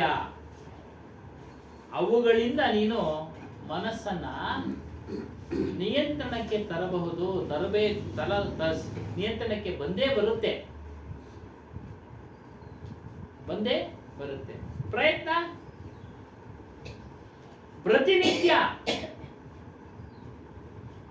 ಪ್ರತಿನಿತ್ಯ ಬೆಳಿಗ್ಗೆನೋ ಸಾಯಂಕಾಲನೋ ನಮ್ಮ ಮನಸ್ಸನ್ನ ಏಕಾಗ್ರತೆಯಿಂದ ಇರೋ ಹಾಗೆ ಅಭ್ಯಾಸ ಮಾಡಬೇಕು. ಏನು? ಗುರುಗಳು ನಮ್ಮ ಮುಂದೆ ಇರೋ ಹಾಗೆ ಗುರುಗಳನ್ನ ನೆನೆಸ್ಕೊಳ್ತಾ ಮಾಡ್ತಾ ಇರೋದು. ಅದ್ರ ಜೊತೆಯಲ್ಲಿ ವೈರಾಗ್ಯ, ಆಸಕ್ತಿಗಳನ್ನ ಕಡಿಮೆ ಮಾಡ್ಕೊಳ್ತಾ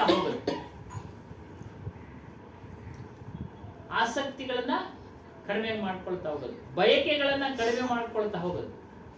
ಕೋಪವನ್ನ ಕಡಿಮೆ ಮಾಡ್ಕೊಳ್ತಾ ಹೋಗೋದು. ಲೋಭವನ್ನ ಕಡಿಮೆ ಮಾಡ್ಕೊಳ್ತಾ ಹೋಗೋದು. ಮೋಹವನ್ನ ಕಡಿಮೆ ಮಾಡ್ಕೊಳ್ತಾ ಹೋಗೋದು. ಕಡಿಮೆ ಮಾಡ್ಕೊಳ್ತಾ ಮಾಡ್ಕೊಳ್ತಾ ಅವೇ ಬಿಟ್ಟು ಹೋಗ್ತವೆ. ಅವೇ ಬಿಟ್ಟು ಹೋಗ್ತವೆ.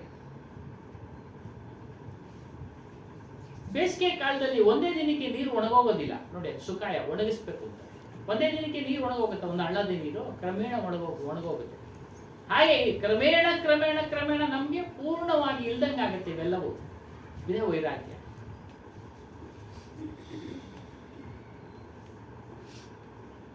ಆಗ ನಮ್ಮ ಮನಸ್ಸು ನಿನ್ನ ನಿಯಂತ್ರಣಕ್ಕೆ ಬರುತ್ತೆ. ಅರ್ಜುನ, ಅಭ್ಯಾಸ ಮಾಡ್ಬೇಕಪ್ಪ ನೀನು. ಅಭ್ಯಾಸ. ಒಂದೇ ದಿನಕ್ಕೆ ನಾವು ಮಗ್ಗ ಕಲಿಯಕ್ಕಾಗಲಿಲ್ಲ. ಒಂದೇ ದಿನ ಯಾವ ಕೆಲಸನೂ ಕಲಿಯಕ್ಕಾಗಲ್ಲ. ಒಂದೇ ದಿನಕ್ಕೆ ವೆಹಿಕಲ್ ಓಡಿಸೋಕೆ ಕಲಿಯಕ್ಕಾಗಲಿಲ್ಲ. ಆಗಲಿಲ್ಲ ಅಲ್ವರ? ಒಂದೇ ದಿನಕ್ಕೆ ಸೈಕಲ್ಲು ಕಲಿಯಕ್ಕಾಗಲ್ಲ. ಸೈಕಲ್ ಕಲಿಯೋರೆಲ್ಲ ಬಿಡಿ, ಏಕಾಏಕಿ ಮೋಟ್ರಿಗೆ ಸ್ಕೂಟ್ರ್ ಕೂರ್ತದಲ್ಲ ಸುಮ್ಮನೆ. ಏಕಾಏಕಿ ಸ್ಕೂಟ್ರು ಸೈಕಲ್ಲೇ ಕಡಿಮೆ ಆಗ್ತಿದೆ. ಒಂದೇ ದಿನ ಕಲಿಯಕ್ಕಾಗತ್ತಾ? ಇಲ್ಲ. ಕ್ರಮೇಣ ಅಭ್ಯಾಸ ಮಾಡ್ತಾ ಮಾಡ್ತಾ ಮಾಡ್ತಾ ಅವಾಗ ವೀಲಿಂಗು ಮಾಡ್ತಾನೆ, ಎಲ್ಲ ಮಾಡ್ತಾನೆ. ಲಾಸ್ಟ್ಗೆ ಇವಾಗ ಸೈಕಲ್ ತುಳಿತಾವ್ರಾ? ಏನಕ್ಕಮ್ಮ? ಸಣ್ಣ ಆಗಕ್ಕೆ. ಒಳ್ಳೇದ ಕೆಟ್ಟದ ಸರ್ ಸೈಕಲ್ ತುಳಿಯೋದು? ನಿಮಗೆ ಗೊತ್ತಿದೆ, ಪ್ರಶ್ನೆ ಹಾಕ್ಬೇಡ ಅಂದ್ರೆ ಅಲ್ಲ, ಹಾಕಿ ರಾಜಕೀಯನ ಬೆರೆಸಿ ಹಾಕ್ಬೇಡಿ. ಆ ಪಾರ್ಟಿ ಈ ಪಾರ್ಟಿ ಬೇಡ ಅನ್ನೋದು ಬೇಡ. ನಾವೆಲ್ಲ ಸತ್ಸಂಗದ ಪಾರ್ಟಿ, ಸತ್ಸಂಗದ ಪ್ರಶ್ನೆಗಳು ಹಾಕೋಣ ಏನ್ ಸ್ವಾಮಿ? ಹಾಗಾಗಿ ಮನಸ್ಸನ್ನ ನಿಯಂತ್ರಣ ಮಾಡೋದಕ್ಕೆ ಈ ರೀತಿಯಾಗಿ ನಾವು ಪ್ರಯತ್ನ ಮಾಡಬೇಕು. ಪ್ರತಿನಿತ್ಯ ಜಪ, ಆ ಜಪ ಜಪ ಅಂದ್ರೆ ಬಾಯಿನಲ್ಲಿ ಹೇಳೋದು, ಆ ಜಪ ಅಂದ್ರೆ ಮನಸ್ಸಿನಲ್ಲಿ ಮಾಡ್ಕೊಳ್ಳೋದು. ಶ್ವಾಸ ಮೇ ನಾಮಲ್ಲಿ ವೃತ ಶ್ವಾಸ ಮತಿ ಹೋಯ್ ನಾ ಜಾನೆ ಆವನ ಹೋಯ್ ನಾ ಹೋಯ್. ಕುಳಿತಿರ್ತಿರಲ್ಲ ಒಂದು ಅರ್ಧ ಗಂಟೆ 10 ನಿಮಿಷ ಮೆಡಿಟೇಷನ್ ಅಂತಾರೆ ಈಗ ಅದೆಲ್ಲ. ಆ ಸಮಯದಲ್ಲಿ ನಾವು ಪ್ರಯತ್ನ ಪಡ್ತಾ ಇದ್ರೆ ಮನಸ್ಸು ಕ್ರಮೇಣ ಎಚ್ಚರಿಕೆ ಆದಮೇಲೂ ನಮ್ಮ ನಿಯಂತ್ರಣಕ್ಕೆ ಬರುತ್ತೆ. ಇಲ್ಲ ಅಂತೇಳಿಲ್ಲ, ನಿಯಂತ್ರಣಕ್ಕೆ ಬರುತ್ತೆ. ಯಾವಾಗ ದುರ್ವಿಷಯಗಳ ಕಡೆ ಹೋಗುತ್ತೋ ಅದನ್ನು ನೀವು ಎಚ್ಚರಿಕೆಯಿಂದ ಗಮನಿಸಿ ಗುರುಸ್ಮರಣೆಗೆ ತೊಡಗಿಸಿಕೊಳ್ಳಿ. ಅವಾಗ ಮನಸ್ಸನ್ನು ಕೆಲಸ ಮಾಡ್ತಾ ಮಾಡ್ತಾನೆ ಹೋಗುತ್ತೆ. ಇಲ್ಲ ಅಂತೇಳಿಲ್ಲ. ವಿಚಾರಗಳು ಅದೇ ಹೇಳಿದ್ದವರು, ದುರ್ವಿಚಾರಗಳು ಶೀಲ ಅಂದ್ರೇನು? ದುರ್ವಿಚಾರಗಳನ್ನು ಚಿಂತನೆ ಮಾಡದೇ ಇರೋದೇ ಶೀಲ. ಬಂದ್ಬಿಡ್ತವೆ. ಆಗ ನಾವೇನ್ ಮಾಡಬೇಕು? ನಮ್ಮ ಗುರುಗಳು ಸ್ಮರಣೆ ಮಾಡಬೇಕು.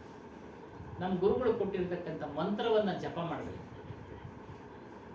ಜಪವ ಮಾಡಬೇಕು. ಕೆಲಸ ಮಾಡ್ತಾ ಮಾಡ್ತಾ ಮಾಡಬಹುದು. ನಾವು ಕೆಲಸ ಮಾಡ್ತಾ ಮಾಡ್ತಾ ಮಾಡಬಹುದು. ಈ ರೀತಿಯಾಗಿ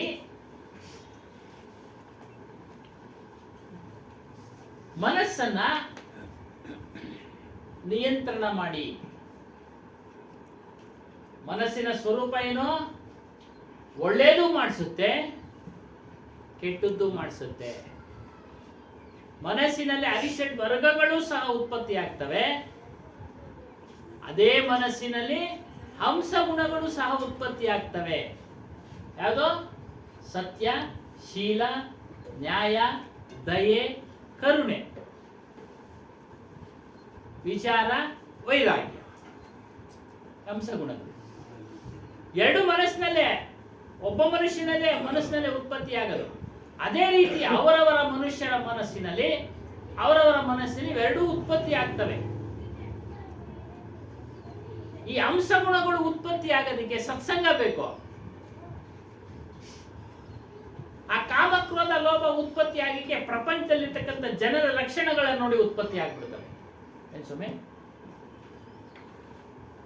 ಅವರುಗಳನ್ನ ಗಮನಿಸ್ತಾ ಗಮನಿಸ್ತಾ ಅದು ಉತ್ಪತ್ತಿ ಆಗ್ಬಿಡುತ್ತೆ. ಪ್ರಾಪಂಚಿಕ ಜನರನ್ನು ನೋಡ್ತಾ ನೋಡ್ತಾ ಅವನು ಹಂಗ್ ಮಾಡ್ದ, ನಾನು ಯಾಕೆ ಹಿಂಗ್ ಮಾಡಬಾರ್ದು ನೋಡಿ. ನಾನೇನೋ ಗಳಿಸಕ್ಕೆ ದುರ್ಮಾರ್ಗ ಹಿಡ್ದ, ನಾನು ಮಾಡಿದ್ರೆ ನನಗೂ ಸಿಕ್ಬಿಡುತ್ತೆ ಅದು ಅಲ್ವಾ? ಉತ್ಪತ್ತಿ ಆಗ್ಬಿಡುತ್ತೆ.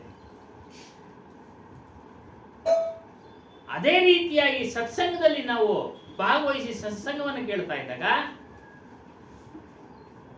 ಅದ್ರ ಬಗ್ಗೆ ಚಿಂತನೆ ಮಾಡೋ ಒಂದು ಶಕ್ತಿ ಕೊಡುತ್ತೆ. ಅದನ್ನು ಮಾಡೋದ್ರಿಂದ ದುಃಖ,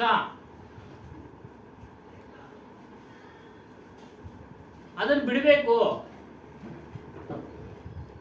ದುಃಖವನ್ನು ಅನುಭವಿಸಬಾರ್ದು, ನಾನು ಸುಖವನ್ನು ಅನುಭವಿಸ್ಬೇಕು ಅನ್ನೋದೆಲ್ಲ ಉಂಟಾಗುತ್ತೆ. ಹೇಳಿ ಸ್ವಾಮಿ. ಇದು ಪ್ರಪಂಚಕ್ಕೆ ಕಡೆ ಗಮನ ಕೊಡ್ತಾ ಇದ್ರೆ ನೋಡಿ ಇವಾಗ ಎಷ್ಟು ಬೇಕೋ ಅಷ್ಟು ವ್ಯವಹಾರಕ್ಕೆ ಅನುಗುಣವಾಗಿ ಎಷ್ಟು ಬೇಕೋ ಅಷ್ಟು ನಾವು ಕೊಡಬೇಕು. ಕೊಡಬೇಕು, ಇಲ್ಲ ಅಂದ್ರೆ ಕಷ್ಟ. ನಮ್ಮ ರಕ್ಷಣೆಗೂ ಕೊಡ್ಬೇಕು ಸ್ವಾಮಿ. ಅವಾಗ ಸುಳ್ಳು ಹೇಳ್ಬೇಕು ನಾವು. ಏನಮ್ಮ ಸಂದರ್ಭದಲ್ಲಿ ಆ? ಸಂದರ್ಭದಲ್ಲಿ ಅಲ್ವರ ನಮ್ಮ ರಕ್ಷಣೆ ಅವಾಗ ಸುಳ್ಳು ಹೇಳಲೇಬೇಕು. ಫಸ್ಟ್ ನಮ್ಮನ್ನೇ ರಕ್ಷಣೆ ಮಾಡಿ. ನಮ್ಮ ದೇಹದ ರಕ್ಷಣೆ, ನಮ್ಮ ಪ್ರಾಣದ ರಕ್ಷಣೆ. ಒಂದು ಕತೆ ಮೂಲಕ ತಿಳಿಸೋದಾದ್ರೆ, ಬಹಳ ದಿನ ಆಗಿತ್ತು ಈ ಕತೆ ಹೇಳಿ. ಒಬ್ಬ ಬ್ರಾಹ್ಮಣ ಕುಟುಂಬ, ಈ ಊರಿನಿಂದ ಪಕ್ಕದ ಊರಿಗೆ ಹೋಗ್ಬೇಕಾಗಿತ್ತು. ಆಗೆಲ್ಲ ಕಾಲ್ನಡಿಗೆ ಇರಲಿಲ್ಲ, ಕಾಲ್ನಡಿಗೆಯಿಂದ ಹೋಗ್ತಾ ಇದ್ರು. ಈಗೆಲ್ಲ ವಾಹನಗಳಿದ್ದಾವೆ.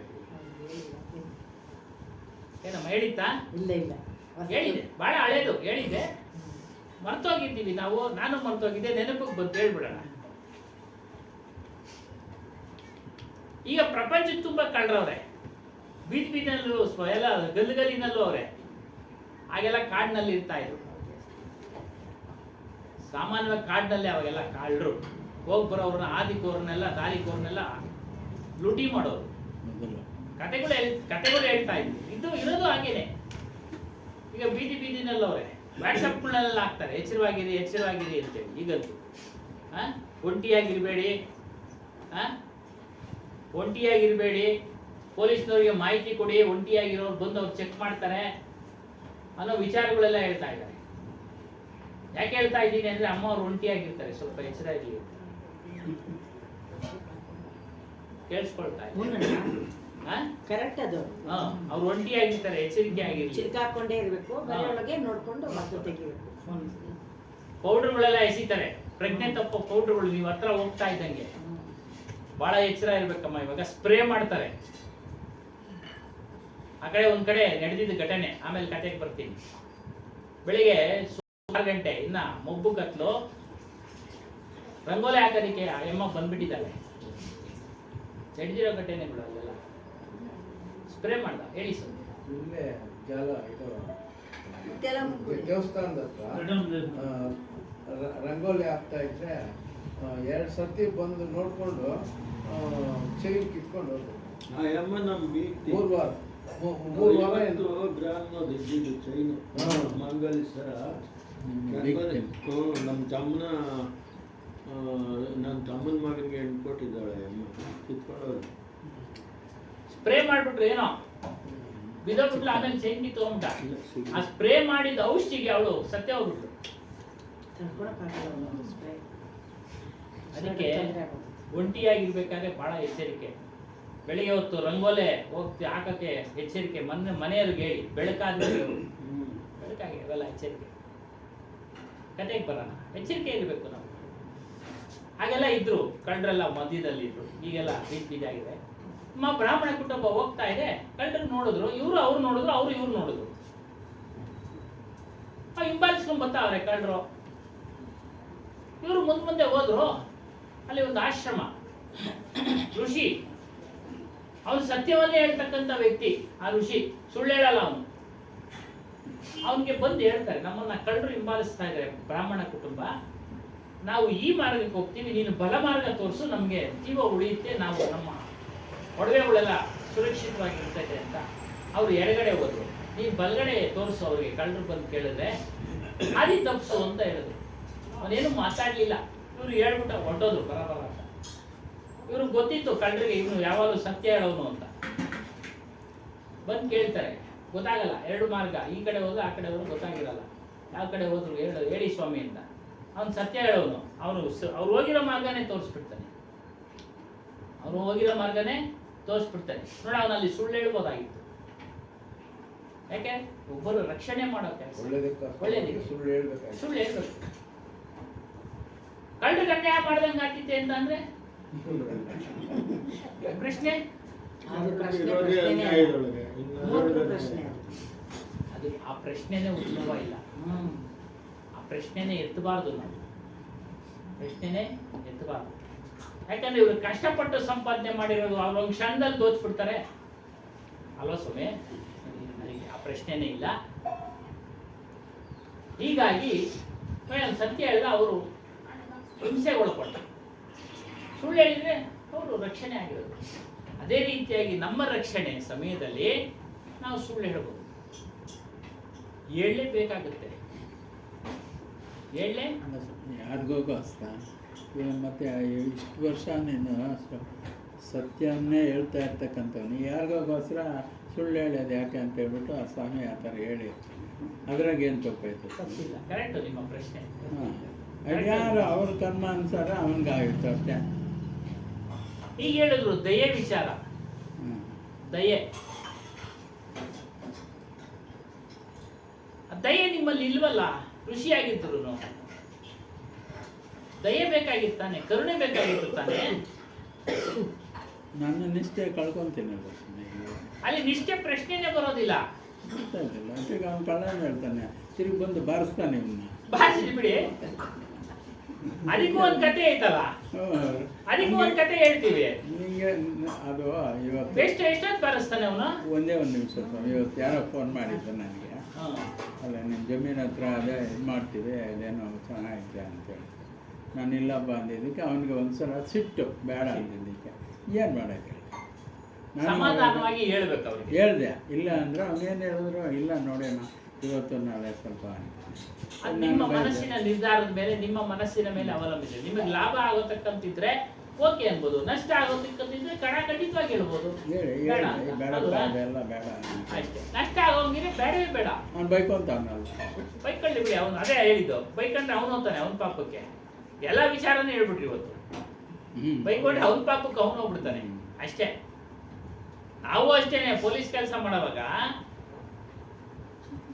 ಅವ್ನು 1000 ಎಷ್ಟು ಜನಕ್ಕೆ ಹೇಳ್ತಾನೆ ಅಂದರೆ, ಗೂಬ್ನವ್ರ ಮಗ ಬೇವರ್ಸ ಅವನದೇನೋ ಕೊಟ್ಟಿದ್ರೆ ಕೊಟ್ಟಿದ್ರೇನೋ ಅವ್ರ ಅಪ್ಪನ ಗಂಟು ಹೋಗೋದ ಏನೋ ಅಂತ ಊರೆಲ್ಲ ಹೇಳ್ತಾನೆ. ಹೇಳ್ಕೊಳ್ಳಿ ಬಿಡಿ ಅವನಿಂದ ನಿನ್ಗೇನಾದ್ರೂ ಸ್ವಲ್ಪ ಲಾಭ ಇದ್ರೆ ಕೊಡ್ಬೋದು ಅಷ್ಟೇ. ಲಾಭ ನಷ್ಟಗಳನ್ನ ಯೋಚನೆ ಮಾಡಬೇಕು ಅಷ್ಟೇ. ನಾವು ಅಷ್ಟೇ ಕೆಲಸ ಮಾಡೋವಾಗ ಇಬ್ರು ಬರ್ತಾರೆ, ನನಗನ್ಯಾಯ ಅಂತ. ಅಲ್ಲಿ ಒಬ್ಬನಿಗೆ ನ್ಯಾಯ ಸಿಗೋದು, ಅವ ಇನ್ನೊಬ್ರು ಖಂಡಿತ ನಮ್ಮನ್ನು ಬೈಕೊಂತಾರೆ. ನೋಡ ಅವನು ಮೋಸ ಮಾಡ್ದ ಪೊಲೀಸ್ನವರು, ನನ್ನ ಕಡೆ ನ್ಯಾಯ ಇತ್ತು ಅಲ್ವಾ? ಅದು ಸರ್ವೇ ಸಾಮಾನ್ಯ.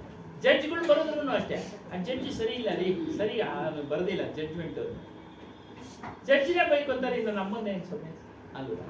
ಹಂಗೆ. ಹಾಗಾಗಿ ಮನಸ್ಸು ಎಲ್ಲಿ ಬಂದ್ವಿ ನಾವು ವಿಚಾರ ಎಲ್ಲಿಗೆ? ಋಷಿದ ಆಯ್ತು ಕತೆ ಆಯ್ತು. ಎಲ್ಲಿಗೆ ಬಂದ್ವಿ ಸ್ವಾಮಿ? ಇನ್ನು ಕತೆಗೆ ಇದ್ದಿಲ್ಲ, ವಾಸ್ತವಾಂಶಕ್ಕೆ ಬಂದ್ರೆ ಮನಸ್ಸಿನ ನಿಗ್ರಹ ಮಾಡೋ ವಿಚಾರ ಹೇಳ್ತಾ ಇದ್ವಿ ಅಲ್ಲೇನಮ್ಮ?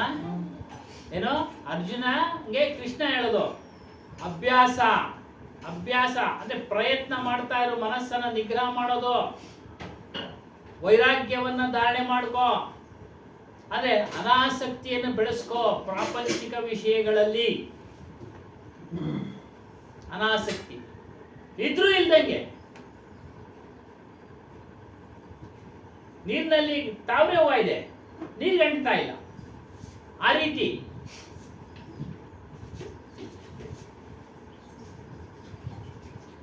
ಪ್ರೀತಿ ಇದೆ ಬಂಧು ಬಳಗದ ಮೇಲೆ, ಪತ್ನಿ ಹೆಂಡತಿ ಮಕ್ಕಳ ಮೇಲೆ, ಆದರೆ ರಾಗ ಇಲ್ಲ. ಆ ರೀತಿ ಇರಬೇಕು. ಪ್ರೀತಿ ಇದೆ, ಪ್ರೀತಿ ಇರಬೇಕು, ರಾಗ ಇಲ್ಲ. ನೋಡಿ, ರಾಗಗೂ ಪ್ರೀತಿಗೂ ಏನು ವ್ಯತ್ಯಾಸ ಅಂದ್ರೆ, ರಾಗ ಅಂದ್ರೆ ಅತಿಯಾದ ಪ್ರೀತಿ. ಪ್ರೀತಿ ಅಂದ್ರೆ ಸಾಮಾನ್ಯವಾಗಿ ನಡ್ಕೊಳ್ಳತಕ್ಕಂಥ ಪ್ರೀತಿ. ಊಟ ಕೊಡೋದು, ಬಟ್ಟೆ ಕೊಡೋದು, ಅವ್ರನ್ನ ಪೋಷಣೆ ಮಾಡೋದು, ಅವ್ರು ಒಳ್ಳೆ ಶಿಕ್ಷಣ ಕೊಡಿಸೋದು, ಪ್ರೀತಿಯಿಂದ ಸಲಹೋದು, ಮಾತನಾಡಿಸೋದು, ಇದು ರಾಗ ದ್ವೇಷ. ಅದಕ್ಕೆ ರಾಗ ಅತಿಯಾದ ಪ್ರೀತಿ. ಯಾಕೆ ಅತಿಯಾದ ಪ್ರೀತಿ ಇರಬೇಡ ಅಂತ ಹೇಳ್ತಾರೆ? ಮೋಹ ಉತ್ಪತ್ತಿ ಆಗ್ಬಿಡುತ್ತೆ ಅಲ್ಲಿ. ನೋಡಿ, ಮನಸ್ಸಿನಲ್ಲಿ ಮೋಹ ಉತ್ಪತ್ತಿ ಆಗ್ಬಿಡುತ್ತೆ. ಮೋಹ ಉತ್ಪತ್ತಿ ಆಗ್ಬಿಡುತ್ತೆ. ತಂದೆ ತಾಯಿಗಳಿಗೆ ನನ್ನೂ ಸೇರಿಸಿ ಹೇಳೋದು, ಮಕ್ಕಳಿಗಿನ್ನ ಮೊಮ್ಮಕ್ಕಳ ಮೇಲೆ ಪ್ರೀತಿ ಜಾಸ್ತಿ ಅಲ್ಲ ಸ್ವಾಮಿ? ಅದೇ ಬಂಧನ ಆಗ್ಬಿಡುತ್ತೆ ಸ್ವಾಮಿ. ಜಾಸ್ತಿ ಆಗುತ್ತೆ. ನೋಡಿ, ಹಾಗಾಗಿ ಅದನ್ನ ಅಭ್ಯಾಸ ಮಾಡ್ಕೊಳಪ್ಪ. ಅಭ್ಯಾಸ. ಇವ್ರು ಯಾರು ನಮ್ಮ ಜೊತೆ ಬರೋದಿಲ್ಲ, ಇವರಿಂದ ನಮ್ಗೆ ಏನೂ ಶ್ರೇಯಸ್ಸಾಗೋದಿಲ್ಲ. ಆಧ್ಯಾತ್ಮಿಕವಾಗಿ, ವ್ಯಾವಹಾರಿಕವಾಗಿ ಆಗುತ್ತೆ. ದೊಡ್ಡವರಾದ್ಮೇಲೆ ನಮ್ಗೆ ಏನಾದ್ರು ಕೊಡಿಸ್ಬೋದು, ಇಲ್ಲ ಅಂದ್ರೆ ಕೊಡಿಸ್ತೇನೋ ಇರ್ಬೋದು, ಅದೆಲ್ಲ ಬೇಡ. ಆಧ್ಯಾತ್ಮಿಕವಾಗಿ ಯಾರಿಂದಲೂ ಶ್ರೇಯಸ್ಸು ಆಗೋದಿಲ್ಲ. ಆಧ್ಯಾತ್ಮಿಕ ಪ್ರಗತಿ ಯಾರಿಂದಲೂ ಆಗೋದಿಲ್ಲ. ಅದನ್ನ ನಾವೇ ಮಾಡ್ಕೊಳ್ಬೇಕು. ಅದನ್ನ ನಾವೇ ಮಾಡಿಕೊಳ್ಬೇಕು. ಆಧ್ಯಾತ್ಮಿಕ ಪ್ರಗತಿ ಹೇಗೆ? ಸತ್ಸಂಗಕ್ಕೆ ಬರ್ತಾ ಬರ್ತಾ ಬರ್ತಾ ನಮ್ಮ ಜ್ಞಾನವನ್ನ ಬೆಳೆಸ್ಕೊಳ್ಬೇಕು, ಅಳವಡಿಸಿಬೇಕು. ಅದನ್ನ ಅಳವಡಿಸಿಕೊಂಡ ಮೇಲೆ ಎಲ್ಲ ಬಿಡ್ತಾ ಇರಬೇಕು. ಮನಸ್ಸಲ್ಲಿ ಉಂಟಾಗತಕ್ಕಂಥ ಚಂಚಲತೆಯನ್ನ, ಮನಸ್ಸಿನಲ್ಲಿ ಉಂಟಾಗತಕ್ಕಂಥ ಅರಿಷಡ್ ವರ್ಗಗಳನ್ನ ಬಿಡ್ತಾ ಇರಬೇಕು.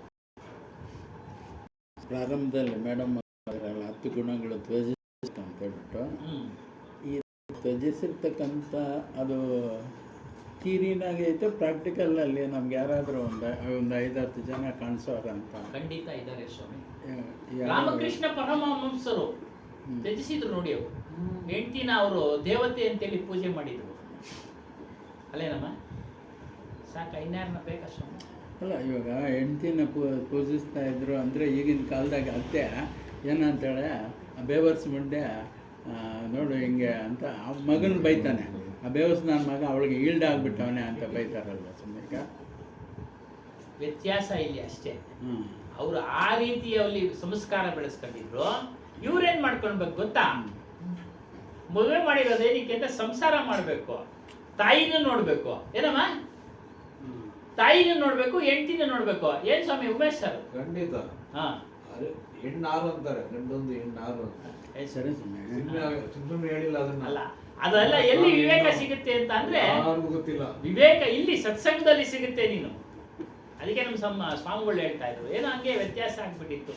ಹೇಳಿದ್ದೀನಿ, ಸಂಸಾರನೇ ಮಾಡದೆ ಇರತಕ್ಕಂಥ ಮುಟ್ಟಾಳ ಪಾರಮಾರ್ಥ ಮಾಡ್ತಾನ ಇವನು ಅಂತ. ಅರ್ಥ ಆಯ್ತಾ? ಎರಡನ್ನೂ ಮಾಡ್ಬೇಕು ಸ್ವಾಮಿ. ಕಬೀರ್ ಸ್ವಾಮಿ, ಇವರು ಹನುಮಾನ್ ಸಾಹೇಬ್ರು ಅವರೆಲ್ಲ ಖಂಡಿತ ಅದರಲ್ಲಿ ಎರಡು ಮಾತಿಲ್ಲ. ಕಬೀರ್ ಸಾಹೇಬ್ರು ನೋಡಿಲ್ಲ, ನಮ್ಗೆ ಇವರೇ ಕಬೀರ್ ಸಾಹೇಬ್ರು. ಯಾರು? ನಮ್ಮ ಹನುಮಾನ್ ಸಾಹೇಬ್ರೆ ಕಬೀರ್ ಸಾಹೇಬ್ರು. ಯಾರ್ಯಾರು ಆ ಮಾರ್ಗದಲ್ಲಿ ಇದಾರ ಅವರೆಲ್ಲ ಕಬೀರ್ ಸಾಹೇಬ್ರೆ. ನೀವು ಎಲ್ಲರೂ ಕಬೀರ್ರೆ. ಅಭಿಲಾಷ ಎಲ್ಲರೂ ಯಾರ್ಯಾರು ಕಬೀರ ಮಾರ್ಗದಲ್ಲಿ ನಡೀತಾರೆ ಅವರೆಲ್ಲ ಕಬೀರ್ರೆ. ಅದಕ್ಕೆ ಕಬೀರ ಕಬೀರ ಮತ್ ಕಹೋ ಪಾಂಚೋ ಇಂದ್ರೆ ವಶ್ಕರೋ ತೂ ಹಿ ದಾಸ್ ಕಬೀರ್. ಕಬೀರ ಕಬೀರ ಅಂತ ಕೂಗಬೇಡಿ. ನೀವು ಕಬೀರಾಗಿ ಏನು 5 ಇಂದ್ರಿಯಗಳನ್ನು ವಶ ಮಾಡ್ಕೊಳ್ಳಿ. ಪಾಂಚೋ ಇಂದ್ರಿಯ ವಶ್ಕರ್, ಅದೇ ಇಲ್ಲ ಹೇಳ್ತಾರೆ. 5 ಜ್ಞಾನೇಂದ್ರಿಯಗಳು: ಕಣ್ಣು, ಕಿವಿ, ಮೂಗು, ನಾಲಿಗೆ, ಮನಸ್ಸು. ಇವುಗಳನ್ನೆಲ್ಲ ಮಾಡ್ಕೊಳ್ಳಿ. ನೀವು ಆಗ್ತೀರಾ, ನನ್ನಂತೆ ನೀವು ಆಗ್ತೀರಾ ಅಂತ. ನನ್ನಂತೆ ನೀವು ಆಗ್ತೀರಾ? ನೀವು ಕೇಳಿದ ಪ್ರಶ್ನೆಗೆ ಸತ್ಸಂಗ ಕೇಳ್ತಾ ಇರ್ತಾನೋ ಅವನು ಸಂಸಾರನೂ ಮಾಡ್ತಾನೆ, ತಂದೆ ತಾಯಿಗಳನ್ನ ಗೌರವಿಸ್ತಾನೆ, ಪ್ರೀತಿಸ್ತಾನೆ, ಅವ್ರ ಆರೈಕೆ ಮಾಡ್ತಾನೆ, ಹೆಂಡತಿನೂ ನೋಡ್ಕೊಳ್ತಾನೆ, ಬ್ಯಾಲೆನ್ಸ್ ಮೇಲೆ ಹೋಗ್ತಾ ಇರ್ತಾನೆ. ಆ ಬುದ್ಧಿ ಬಂದ್ಬಿಡುತ್ತೆ ಆಟೋಮೆಟಿಕ್ ಆಗಿ ಬುದ್ಧಿ ಬಂದ್ಬಿಡುತ್ತೆ. ನಾವೆಲ್ಲ ಸನ್ಯಾಸಿಗಳಲ್ಲ ಸ್ವಾಮಿ, ಸಂಸಾರ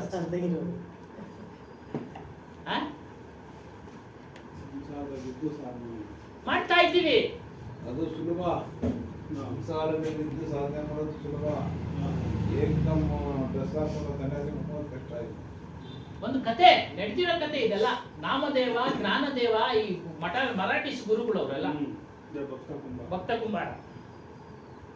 ಅವರ ತಂದೆ ಮದುವೆ ಆಗಿರ್ತಾನೆ,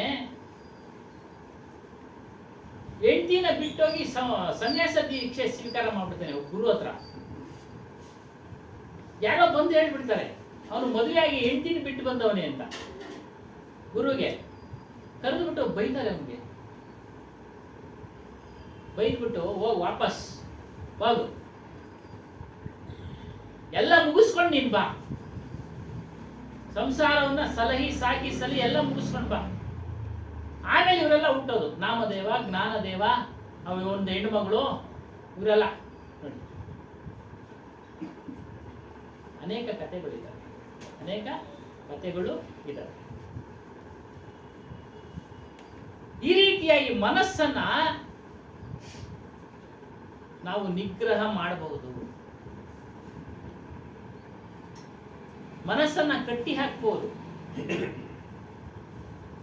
ಪ್ರಾಪಂಚಿಕವಾಗಿ ಕಟ್ಟಿ ಹಾಕ್ತೀರಿ, ಯಾವ್ದ್ರಲ್ಲಿ ಕಟ್ಟಾಕ್ತಾರೆ? ಸಾರಿ, ಮನಸ್ಸು ಗಾಳಿಯನ್ನ ಬೇಕಾದ್ರೆ ಕಟ್ಟಾಕ್ಬೋದು, ಮನಸ್ಸನ್ನ ಕಟ್ಟಾಕಲ್ಲ ಅಂತ ಹೇಳ್ತಾರೆ. ಗಾಳಿನ ಯಾವ್ದ್ರಲ್ಲಿ ಕಟ್ಟಾಕ್ತಾರೆ? ಬಲೂನ್. ಮನಸ್ಸನ್ನ ಕಟ್ಟಾಕಕ್ಕಾಗೋದಿಲ್ಲ, ಆದರೂ ಆಗುತ್ತೆ. ಅದು ಪ್ರಯತ್ನ, ವೈರಾಗ್ಯ ಇವುಗಳಿಂದ.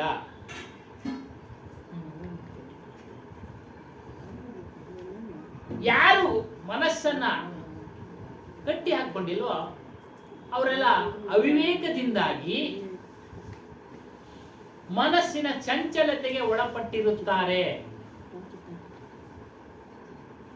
ಮನಸ್ಸು ಹೇಳ್ದಂಗೆ ಕೇಳ್ತಾ ಇರ್ತಾರೆ. ಸೊ ನನಗೂ ನೀವು ಹೇಳ್ದಂಗೆ ಜ್ಞಾನೇಂದ್ರಿಯಗಳು ಕರ್ಮೇಂದ್ರಿಯಗಳನ್ನ ಸ್ವಲ್ಪ ಹತೋಟಿಯಲ್ಲಿ ಇಟ್ಕೊಳ್ರಿ ಅಂತ ಹೇಳ್ತಾರೆ. ಆದರೆ ನಾನು ಆ ಥರ ಒಂದು ಪ್ರಯತ್ನಕ್ಕೆ ಒಳಪಟ್ಟಾಗ ನನ್ನಲ್ಲಿರ್ತಕ್ಕಂಥ ಪರಿಸರದವರು ನೀನು ಕಣ್ಣಿಗೆ ಮೋಸ ಮಾಡ್ತಾ ಇದೆಯಾ, ಬಾಯಿಗೆ ಮೋಸ ಮಾಡ್ತೀಯ, ಈ ಶಬ್ದಗಳೆಲ್ಲ ನಮಗೂ ನಿಮ್ಮಂಗೆ ಬೇಕಾದಷ್ಟು ಕೇಳ್ಬಿಟ್ಟು ಏನು ಮಾಡೋದು? ಇನ್ನು ಅವ್ರು ಬಿಟ್ಟರೆ ನನಗೆ ಇನ್ಯಾರು ಇಲ್ವಲ್ಲ. ಸ್ನೇಹಿತರು ಕೇಳ್ಬಿಟ್ಟಿದ್ದಾರೆ, ಎಲ್ಲ ವಿಚಾರನೂ ಆಗೋಗ್ಬಿಟ್ಟಿದೆ ನಿಮ್ಮಂಗೆ. ಅವ್ರು ಬಿಟ್ಟರೆ ನನಗೂ ಬೇರೆ ಇನ್ನೆಲ್ಲ ಬಿಟ್ಟು ಚರ್ಚೆಗಿಳಿಬಾರ್ದು. ಅವಾಗ ಏನ್ ಮಾಡ್ಬೇಕು? ಮೌನವೇ ಉತ್ತರ. ಚರ್ಚೆಗಿಳಿಬಾರ್ದು. ಮೌನವೇ ಉತ್ತರ. ಸಂಡ ಅಂತಾರೆ. ಮೌನವೇ ಉತ್ತರ. ಅಷ್ಟು ಅರ್ಥ ಮಾಡ್ಕೊಂಬಿಡಿ. ಅವ್ರು ಹೇಳಿದ ಮಾತ್ರ ನೀವು ಅದಾಗೋಗ್ಬಿಟ್ಟಿದ್ದೀರಾ? ಎಷ್ಟು ಒಳ್ಳೆ ಬುದ್ಧಿ ಶಿವಗೆ. ಅಂತಾರೆ ನಾಳೆ ಸತ್ಸಂಗಕ್ಕೆ ಬರ್ತೀನಿ ಅಂತ. ಏನಕ್ಕಪ್ಪ ಅಂತಂದ್ರೆ ನನಗೆ ಸಂಶಯ ಐತೆ. ಏನು ಸಂಶಯ ಅಂತಂದ್ರೆ ಈ ನಾನ್ ವೆಜ್ ತಿನ್ನಬಾರ್ದು ಅಂತಾರಲ್ಲ, ಅದು ಹಿಂಸೆ ಅಂತಾರಲ್ಲ. ಇವಾಗ ಸೊಪ್ಪುಗಳು ಅದು ಬೆಳೀತಾ ಇರ್ತೈತಲ್ಲ, ಸೊಪ್ಪು ಕಿತ್ತು ಅದು ತಿಂದ್ರೆ ಅದನ್ನು ಹಿಂಸೆ ಅಲ್ವಾ ಅಂತ ಕೇಳ್ತಾರೆ. ಆಯ್ತು, ಸತ್ಸಂಗ ಬಂದು ಕೇಳಪ್ಪ. ನಿಜನೇ. ಅದರಲ್ಲೂ ಹುಳಗಳು ಇರ್ತವೆ, ಅದಕ್ಕೆ ಊಟ ಮಾಡ್ಬೇಕು.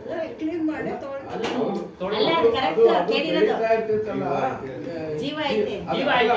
ಜೀವ ಇರ್ತೈತಲ್ಲ, ಜೀವನ ಲಕ್ಷಣ ತಿಳಿಸ್ಬೇಕು. ಏನಪ್ಪ ಜೀವನ ಲಕ್ಷಣ ಅಂದ್ರೆ ಬೆಳೆಯೋದು ಅದ್ರ ಗುಣ, ಬೆಳೆಯೋದು ಅದ್ರ ಗುಣ ಅಷ್ಟೇ. ಆದರೆ ಅದಕ್ಕೆ ಅರಿವಿಲ್ಲ, ನಾನು ಯಾರು ಅನ್ನೋದು ಗೊತ್ತಿಲ್ಲ. ಈ ಲಕ್ಷಣ ತಿಳಿಸ್ಬೇಕು. ಆದ್ರೆ ಕೋಳಿಗೆ ನಾನು ಯಾರು ಅಂತ ಗೊತ್ತಿರ್ತದೆ. ಅದಕ್ಕೆ ನನಗೆ ಹಿಂಸೆ ಮಾಡ್ತಾವ್ರೆ ಅಂತ ಗೊತ್ತಿರುತ್ತಲ್ಲ, ಪಾಪ ಓಡೋದಿದೆ ಜೀವೋಪಾಯದಿಂದ. ನೋಡಿ ಅಷ್ಟೇ ವ್ಯತ್ಯಾಸ. ಹಿಡ್ಕೊಳ್ಳೋದವ್ರೆ ನಾನು ಹಿಡ್ಕೊಳಕ್ ಬರ್ತಾವ್ರೆ ಅಂತ ಓಡೋಗುತ್ತಲ್ವಾ, ಬಲವಂತವಾಗಿ ಇಟ್ಕೊಂತೀವಲ್ವ. ನೋಡಿ ಆ ಒಂದು ವಿಚಾರ ತಿಳಿಸ್ಬೇಕು, ವಿಚಾರ ತಿಳಿಸ್ಬೇಕು. ಅದಕ್ಕೆ ಹಿಡ್ದವ್ರೆ ನೀವು ಸೊಪ್ಪು ತಿಂತೀರಲ್ಲ, ಅದ ಅದನ್ನು ಹಿಂಸೆ ಅಲ್ವಾ? ಹೇಳಿ ನೋಡಿ, ಅದ್ರಲ್ಲಿ ಜೀವನ ಲಕ್ಷಣ ಇಲ್ಲ ಅಂತೇಳಿ, ಲಕ್ಷಣ ಇಲ್ಲ. ದಿನಾನು ಸೊಪ್ಪು ತಗೊಂಡ್ಬರ್ತೀನಿ, ನೀವು ಸೊಪ್ಪು ತಿಂತೀಯಲ್ಲ, ಒಳ್ಳೆ ಸಂಸ್ಕಾರ ಕ್ಲಾಸ್ ಮಾಡ್ತಾರೆ. ಹೇಳ್ತಾ ಇದೆ ಹಾಗಾಗಿ ಮಕ್ಕಳು. ಅಭಿಲಾಷ್ ಸಾಹೇಬ್ ಹೇಳ್ತಾರೆ, ಹಿಂದೆಲ್ಲ ಹೀಗೆ ಇದ್ದಿದ್ದು. ಸಂಜೆ ಆದ್ರೆ ಒಂದು ದೇವಸ್ಥಾನನೋ ಒಂದು ಆಶ್ರಮನೋ ಪ್ರತಿನಿತ್ಯ ಸತ್ಸಂಗ ಇರೋದು. ಸ್ವಾಮಿ ಅಶ್ವತ್ಥ ಕಟ್ಟೆನೋ ಪ್ರತಿನಿತ್ಯ ಸತ್ಸಂಗ ಇರೋದು. ಹಬ್ಬ ಹರಿದಿನಗಳು ಹೊರತುಪಡಿಸಿ ಭಾನುವಾರ ನಾವು ಅಟೆಂಡ್ ಮಾಡಿದ್ದೀವಿ. ಪ್ರವಚನ, ರಾಮಾಯಣ ಪ್ರವಚನ, ಮಹಾಭಾರತ ಪ್ರವಚನ ಅಂತ ಹೇಳೋದು. ಕರೆಕ್ಟ್ ಟೈಮ್ ಇವಾಗ ಪ್ರಪಂಚ 15 ದಿವಸ ಎಲ್ಲ ಹರಕತೆಗಳು ಅವು ಎಲ್ಲ ಏನಿಲ್ಲ ಸರ್, ಈಗ ಇಲ್ಲ. ಏನಿಲ್ಲ, ಕೇಳೋರು ಇಲ್ಲ, ಅಲ್ಲಿ ಬರೋ ಮಾಡೋರು ಯಾರಿಲ್ಲ. ಎಲ್ಲ ನಮ್ಮವರೆಲ್ಲ ದೂರ ದೂರ ಹೊರಟೋದ್ರು, ಬಂದೆಲ್ಲ ಬೇರೆ ಜನಾಂಗ ಸೇರವ್ರೆ. ಅವ್ರು ಯಾವ್ದು ಇದಿಲ್ಲ, ಏನು ಕನಕದಾಸರು ಅವರ ಸಮಯ ಇಲ್ಲ, ಯಾರು ಇಲ್ಲ, ಯಾರು ಇಲ್ಲ. ಯಾರಿಲ್ಲ, ಎಲ್ಲ ದೂರ ದೂರ ಹೊರಟೋದು. 80 ಭಾಗ ಯಾರಿಲ್ಲ, ನಮ್ಮವ್ರು ಕಡಿಮೆ ಆಗ್ಬಿಟ್ಟಿದ್ದಾರೆ. ಏನಿಲ್ಲ, 3 ಜನ ಇರಲ್ಲ ಹರಿಕತೆ ಮಾಡೋದಿಲ್ಲ. ಅಲ್ಲ, ಸಂಜೆ ಆರ್ಕೆಸ್ಟ್ರಾಕ್ಕೂ ಜನ ಸೇರಲ್ಲ ಸರ್ ಈಗ. ಕೂತ್ಕೊಂಡಿರೋರು. ಹೌದು, ಆರ್ಕೆಸ್ಟ್ರಾ ಯಾವುದೋ ಒಂದು ಕತೆ ಹೇಳ್ತಾ ಇದ್ರು, ಇಂಥವೇನೇನೆ ಒಟ್ಟಿನಲ್ಲಿ ಈ ಪ್ರತಿನಿತ್ಯ ಬ್ರಹ್ಮಯ್ಯವ್ರದ್ದು, ಇಲ್ಲ, ಗುರುರಾಜ ನಾಯ್ಡು ಕತೆ ಅಂದ್ರೆ ತಾಜಾ ಪೂರ್ತಿ ತುಂಬ ವೇಮನ್ ಅವ್ರ ಕತೆನೋ, ಯಾವುದೋ ಸಾಸೂರು ಚಿನ್ನಮ್ಮನೋ ಏನೋ ಒಂದು ಹೇಳೋದು, ಕತೆ. ಭಕ್ತಿ ಕಥೆಗಳು ಹೇಳೋದು. ಭಕ್ತಿ ಕತೆಗಳು. ಸ್ವಾಮಿ, ಈಗ ಹುಲಿ ಮಾಂಸಾಹಾರಿ ತಾನೆ. ಹೌದು ಸರ್. ಹುಲಿ ಯಾಕಂದರೆ ಅದಕ್ಕೆ ಮಾಂಸಾಹಾರಿ ಯಾಕೆ ಅಂತ ಹೇಳ್ಬಿಟ್ಟು ಚರ್ಚೆಗಳಂದರೆ, ಪಾಪ ಜಿಂಕೆ ಅದು ಈಸಿಯಾಗಿ ಸಿಕ್ಕುತ್ತೆ ಅದಕ್ಕೆ, ಹೌದು ಅದರಿಂದ ಅದು ಮಾಂಸಾಹಾರಿ ಆಗ್ಬಿಟ್ಟೈತೆ, ನಿಧಾನ ಹೌದು. ಅದಾಗ್ಬಿಟ್ಟೈತೆ. ಅದೇ ಆಗಲೇ ಅದು ಪ್ರಕೃತಿ ನಿಯಮ ಸಮಯ, ಅವೆಲ್ಲ ಪ್ರಕೃತಿ ಸ್ವಾಭಾವಿಕ. ಸ್ವಾಭಾವಿಕ. ಅದೇ ಜಿಂಕೆ ನೀರಲಿಲ್ಲ ಬೇರೆ ಬೇರೆ ಇದ್ದಿದ್ರೆ ಅದು ಹುಲ್ಲೆ ತಿನ್ನೋದು ಗೊತ್ತಿಲ್ದಂಗೆ ಇದು ಇರೋದಕ್ಕೆ ಅದು ತಿಂತಾ ಐತೆ ಅಂತ ಒಂದು ಇರ್ಬೋದು ನಿಮ್ಮ ಒಂದು ಚಿಂತನೆ ಇದ್ರೂ ಇರ್ಬೋದು. ಸಿಕ್ಕೋದಕ್ಕೆ ತಿಂತಾವೆ, ಈಜಿಯಾಗಿ ಸಿಗ್ತೈತೆ. ಬೇರೆ ಆಹಾರ ಯಾಕೆ ಒಂದು ಅದಕ್ಕೂ ಕತೆ ಐತಲ್ಲ. ಒಬ್ಬ ಕುರಿ ಕಾಯೋನು ಒಂದು ಹುಲಿ ಮರಿ ಸಿಕ್ಕುತ್ತೆ, ಅದನ್ನ ಸಾಕ್ಬಿಟ್ರೆ ಅದು ಹುಲ್ಲೇ ತಿಂತಾ ಇರುತ್ತೆ. ಅದೇ ಹೇಳಿದ್ದು. ಅವೆಲ್ಲ ಬದಲಾವಣೆ ಆಗೋ ಸಾಧ್ಯತೆಗಳಿದೆ, ಇಲ್ಲ ಏನು ಮಾಡ್ಲಿಕ್ಕಾಗಲ್ಲ ಅಷ್ಟೇ. ಈ ರೀತಿಯಾಗಿ ಮನಸ್ಸನ್ನ ನಾವು ನಿಯಂತ್ರಣ ಮಾಡ್ಕೊಳ್ತಾ ಹೋಗ್ಬೇಕು. ನಿಯಂತ್ರಣ ಮಾಡ್ಕೊಳ್ಳೋದು, ಹೊರಗಿನ ವಿಚಾರಗಳಿಂದ, ಹೊರಗಿನ ವಸ್ತುಗಳಿಂದ ಸಿಗತಕ್ಕಂಥ ಆನಂದವೆಲ್ಲವೂ ಕ್ಷಣಿಕ, ಯಾವುದೂ ಪರ್ಮನೆಂಟ್ ಅಲ್ಲ.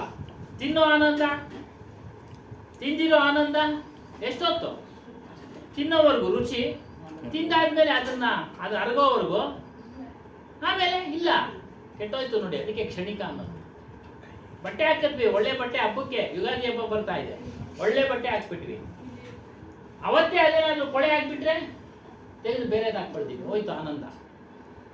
ಅದೇನಮ್ಮ? ಹೀಗೆ ಎಲ್ಲ ಕ್ಷಣಿಕ, ಕ್ಷಣಿಕಕ್ಕೆ ಅರ್ಥ. ಅದೇ ರೀತಿ ಎಲ್ಲವೂ ಕ್ಷಣಿಕ. ನಾವು ಆಲೋಚನೆ ಮಾಡ್ಕೊಳ್ಬೇಕು. ನಮಗೆ ಇವೆಲ್ಲ ಕ್ಷಣಿಕನಪ್ಪ. ಆ ಕ್ಷಣಿಕ ಆನಂದ ಆಗಿದ್ರೂ ಸಹ ಅವುಗಳಿಂದ ಶಾಂತಿ ಇಲ್ಲ, ಅಶಾಂತಿ. ಹೋಗ್ಬಿಡ್ತಲ್ಲ, ಹೊರಟೋಯ್ತಲ್ಲ, ಕೊರಗು, ವ್ಯಸನ, ದುಃಖ, ಇದೇ ಅಶಾಂತಿ. ದುಃಖ ಬಂದ್ರೆ ಮನುಷ್ಯನಿಗೆ ಶಾಂತಿ ಇರುತ್ತೋ, ಆನಂದ ಇರುತ್ತೋ?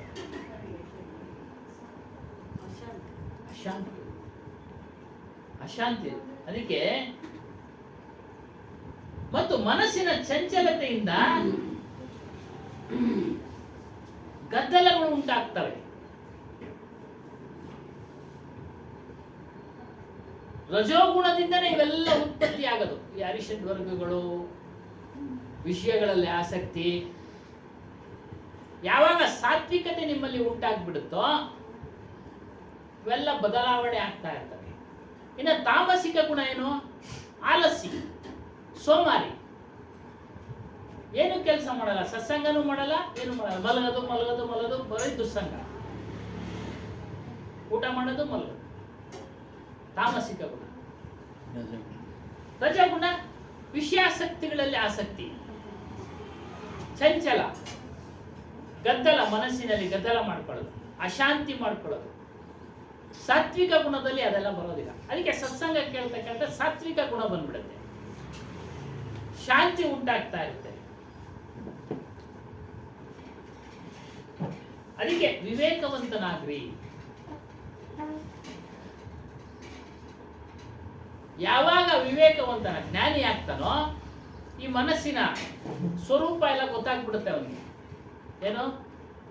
ಮನಸ್ಸಿನಿಂದ ಒಳ್ಳೇದು ಆಗತ್ತೆ, ಕೆಟ್ಟದ್ದು ಆಗತ್ತೆ. ಅವಾಗ ಏನ್ ಮಾಡ್ತಾನೆ? ಕೆಟ್ಟದ್ದನ್ನ ತ್ಯಾಗ ಮಾಡ್ತಾನೆ, ದುರ್ವಿಚಾರಗಳನ್ನ ಬಿಡ್ತಾನೆ,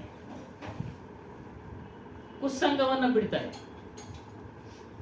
ಸತ್ಸಂಗವನ್ನ ಆರಿಸ್ಕೊಳ್ತಾನೆ, ಸತ್ಸಂಗಕ್ಕೆ ಬರ್ತಾನೆ. ಸತ್ಸಂಗಕ್ಕೆ ಬರ್ತಾನೆ. ಅದು ಯಾವುದೇ ಸತ್ಸಂಗ ಆಗಿತ್ತು, ಒಂದೆರಡು ವಿಚಾರಗಳು ಬಿದ್ದರೆ ಅವನಿಗೆ ಆನಂದ. ಒಂದೆರಡು ವಿಚಾರಗಳು ಬಿದ್ದರೆ ಆನಂದ ಅವನಿಗೆ. ಬಿಡಪ್ಪ, ಒಂದು ಒಳ್ಳೆ ವಿಚಾರ ಸಿಕ್ತು, ಒಳ್ಳೆ ಶಬ್ದಗಳು ಸಿಕ್ತು, ಅದಕ್ಕೆ ಹೇಳ್ತಾರೆ ದಾಮ ಕೇಳ್ತಾರೆ ಜಗತ್ತು ಧನಿ ಧರ್ಮದಾಸ ವಂಶ ಪಾರಂಪರೆ ಅವ್ರ ವಿಚಾರದಲ್ಲಿದ್ದಾರೆ. ಸತ್ಸಂಗ ಎಲ್ಲಿ ನಡೀತಾರೋ ಕೇಳ್ತಾ ಇರಿ. ಯಾವುದೋ ಒಂದೆರಡು ಶಬ್ದಗಳು ನಿಮಗೆ ಸಿಗ್ತವೆ, ನಿಮ್ಗೆ ಆನಂದವನ್ನು ಉಂಟು ಮಾಡ್ತವೆ. ಇವ್ರದೇ ಸತ್ಸಂಗ ಕೇಳಬೇಕು ಅಂತೇಳಿ ನಿಯಮ ಮಾಡ್ಕೊಳ್ಬೇಡಿ. ಆ ಶಬ್ದಗಳು ಬರ್ತವೆ, ಬೇಕಾದಷ್ಟು ಬರ್ತವೆ. ಅಸಾರ ಶಬ್ದಗಳು, ಸಾರ ಶಬ್ದಗಳು ಅದ್ರ ಜೊತೆನಲ್ಲಿ ಬರ್ತವೆ. ನೋಡಿ ಗೀತೆ ಅಪ್ಪ ಅವ್ರು ಹೇಳೋರು, ಸ್ವಾಮಿಗಳು ನಮಗೆ ಅದನ್ನ ಆ ವಿಚಾರ ಅಭ್ಯಾಸ ಮಾಡೋದು.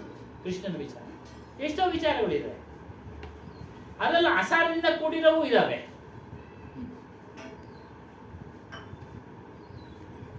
ನಾವು ಸಾರವನ್ನ ತೆಗೆದುಕೊಳ್ಳೋಣ, ನಮಗೆ ಬೇಕಾಗಿರುವಂತ ಶಬ್ದಗಳನ್ನ ತೆಗೆದುಕೊಳ್ಳೋಣ.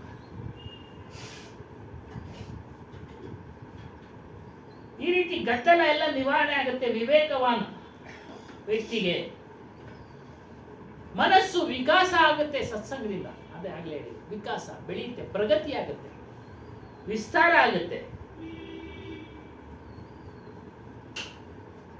ಆಧ್ಯಾತ್ಮಿಕ ಬೆಳವಣಿಗೆ ಉಂಟಾಗುತ್ತೆ. ಉಂಟಾಗ್ತಾ ಆಗ್ತಾ ಶಾಂತಿಯನ್ನು ಪಡೆಯುತ್ತೆ ನಮ್ಮ ಮನುಷ್ಯ. ಆ ಮನಸ್ಸಿನ ಮೂಲಕ ಆಧ್ಯಾತ್ಮಿಕ ಬೆಳವಣಿಗೆ ಆಗುತ್ತೆ. ನಾನು ಯಾರು, ಎಲ್ಲಿಂದ ಬಂದೆ, ಹೇಗೆ ಬಂದೆ ಇತ್ಯಾದಿ ವಿಚಾರಗಳು ನೀವೇನೇನು ಯೋಚನೆ ಮಾಡ್ತೀವೋ ಎಲ್ಲದಕ್ಕೂ ಉತ್ತರ ನಿಮಗೆ ಸಿಕ್ಬಿಡ್ತವೆ. ಕ್ರಮೇಣ ಚಿಂತನೆ ಮಾಡ್ತಾ ಮಾಡ್ತಾ ನಿಮ್ಗೆ ಪ್ರಶ್ನೆ, ನಿಮ್ಗೆ ಉತ್ತರ ಸಿಕ್ಬಿಡ್ತಿದೆ. ಇದೇ ಆಧ್ಯಾತ್ಮಿಕ ಬೆಳವಣಿಗೆ. ಪ್ರಶ್ನೆ ಕೇಳೋ ಇದೇ ಬರಲ್ಲ, ಸಂದರ್ಭನೇ ಬರಲ್ಲ, ಸನ್ನಿವೇಶನೇ ಬರೋದಿಲ್ಲ. ಶಬ್ದಗಳನ್ನು ಹೇಳ್ತಾ ಹೇಳ್ತಾ ಮನಸ್ಸಿನಲ್ಲಿ ಮನನ ಮಾಡ್ತಾ ಇದ್ದಾಗ ಅದೆಲ್ಲ ಬಂದ್ಬಿಡುತ್ತೆ, ಉತ್ತರನೇ ಸಿಕ್ಬಿಡುತ್ತೆ. ನಿಮಗೆ ಪ್ರಶ್ನೆ, ನಿಮಗೆ ಉತ್ತರ. ಆದರೆ ಕೆಲವು ಸತ್ಸಂಗಗಳು ಕಾಮ ಕ್ರೋಧ ಮದ ಮತ್ಸರಕ್ಕೆ ಮಾಡ್ಕೊಂಡು ಹೋಗುತ್ತೆ ಸ್ವಾಮಿ, ನನಗೆ ಗೊತ್ತಿದ್ದಂಗೆ. ಯಾಕಂದರೆ ಅವರು ಪೂಜಾ ಪುನಸ್ಕಾರ ಏನೋ ಅದು ಮಾಡು, ಇಲ್ಲಿ ನಿಮ್ಮದು ಬಂಗಾರ ಐತೆ ಗೊತ್ತು, ಇವೆಲ್ಲ ಕೆಲವು ಸತ್ಸಂಗಗಳು ಅದೇ ಥರ ಹೋಗುತ್ತಲ್ವ. ಅವೆಲ್ಲ ಸತ್ಸಂಗ ಅಲ್ಲ. ಮತ್ತೆ ಅದು ಅವರು ಭಾಳಷ್ಟು ಸತ್ಸಂಗನೇ ಮಾಡಿರ್ತಾನೆ.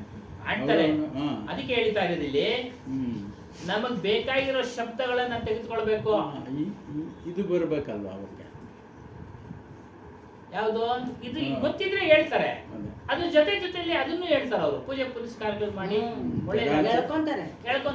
ಜಡ ಚೇತನ ಬಗ್ಗೆ ಒಂದು ಹೇಳಿದ್ರೆ ಅದು ಪರವಾಗಿಲ್ಲ ಅಂದಂಗೆ ಗೊತ್ತಾಗುತ್ತೆ.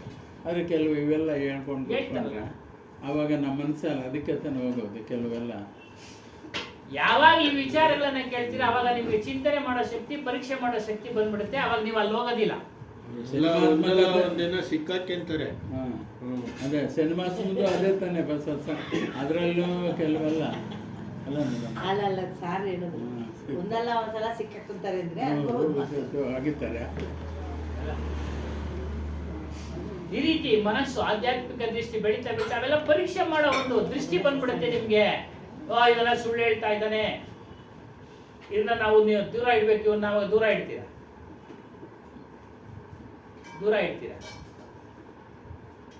ಅದಕ್ಕೆ ಆಧ್ಯಾತ್ಮಿಕ ಸತ್ಸಂಗ ಬಹಳ ಶ್ರೇಷ್ಠವಾದದ್ದು. ಆಧ್ಯಾತ್ಮಿಕ ಜ್ಞಾನದ ಸತ್ಸಂಗ ಬಹಳ ಶ್ರೇಷ್ಠವಾದದ್ದು. ಬೇರೆ ಸತ್ಸಂಗಗಳಲ್ಲಿ ಹೇಳಿದ್ರಲ್ಲ, ನಮ್ಮನ್ನು ಆಕರ್ಷಣೆ ಮಾಡೋ ವಿಚಾರಗಳು ಇರ್ತವೆ. ಆ ಪೂಜೆ ಮಾಡಿಸ್ತೀವಿ, ಈ ಪೂಜೆ ಮಾಡಿಸ್ತೀವಿ, ಒಳ್ಳೇದಾಗುತ್ತೆ ನಿಮ್ಗೆ ಅಂತೇಳಿ ಹಣ ಕೀಳೋ ಒಂದು ವಿಚಾರಗಳು ಇರ್ತವೆ. ಗೊತ್ತಾಗ್ಬಿಡುತ್ತವೆ.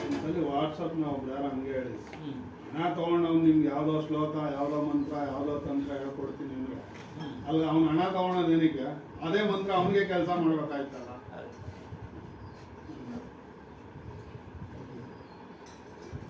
ಬೇರೆಯವರು ಜ್ಯೋತಿಷ್ಯ ಹೇಳೋನು ಹಿಂಗಾಗುತ್ತೆ ಹಂಗಾಗುತ್ತೆ, ಇವ್ರಿಗೆ ಗೊತ್ತಿಲ್ವಾ ನನ್ನ ಜ್ಯೋತಿಷ್ಯ ಹೆಂಗೆ, ಏನು ನಾನೇನ್ ಮಾಡೋದು ಏನಾಗುತ್ತೆ ಅಂತ ಅಲ್ವ? ಅದೆಲ್ಲ ನಮ್ಗೆ ಗೊತ್ತಾಗ್ಬಿಡುತ್ತೆ ಆಟೋಮೆಟಿಕ್ ನೋಡ್ತಾನೆ. ಹೀಗಾಗಿ ಆಧ್ಯಾತ್ಮಿಕ ದೃಷ್ಟಿ ಬೆಳೀತಾ ನಮ್ಮ ದೃಷ್ಟಿ ಎಲ್ಲಿ ಹೋಗ್ಬಿಡುತ್ತೆ? ನಮ್ಮ ಸ್ವರೂಪದ ಕಡೆ ಹೋಗ್ಬಿಡುತ್ತೆ. ಅದೇ ಸೆಂಟರ್, ಕೇಂದ್ರ. ಇಲಾಖೆ ಮನ್ ಜಬ್ ಕೇಂದ್ರ ಮೇಲೆ ಲೌಟ್ ಆತಾ ಹೈ, ಅಲ್ಲಿಗೆ ಹೋಗ್ಬಿಡುತ್ತೆ. ನಾನು ಇಂಥ ಸ್ವರೂಪನೋ, ನಾನು ಸ್ವತಂತ್ರನೋ ಪರತಂತ್ರನಲ್ಲ, ಈ ದೇಹ ನಾನಲ್ಲ, ದೇಹ ನನಗೆ ಇಲ್ಲವೂ ಇಲ್ಲ. ಈ ವಿಚಾರಗಳು ಮನಸ್ಸಿನಲ್ಲಿ ಬಂದು ಕುಳಿತುಕೊಳ್ಳುತ್ತೆ. ಆಗ ಈ ಪ್ರಪಂಚದ ಎಲ್ಲಾ ಗದ್ದಲ ನಿಂತೋಗ್ಬಿಡುತ್ತೆ. ಯಾವಾಗ ನೀವು ನಾನು ಆತ್ಮ ಸ್ವರೂಪನೋ, ನಾನು ಸತ್ಯನಾಮ ಸ್ವರೂಪನೋ, ನಾನು ಚೈತನ್ಯನೋ ಏನೇನು ಹೇಳ್ತಾರೋ ಅವ್ರವ್ರ ಪರಂಪರೆಯಲ್ಲಿ ಹೇಳ್ಕೊಂತಾರೆ.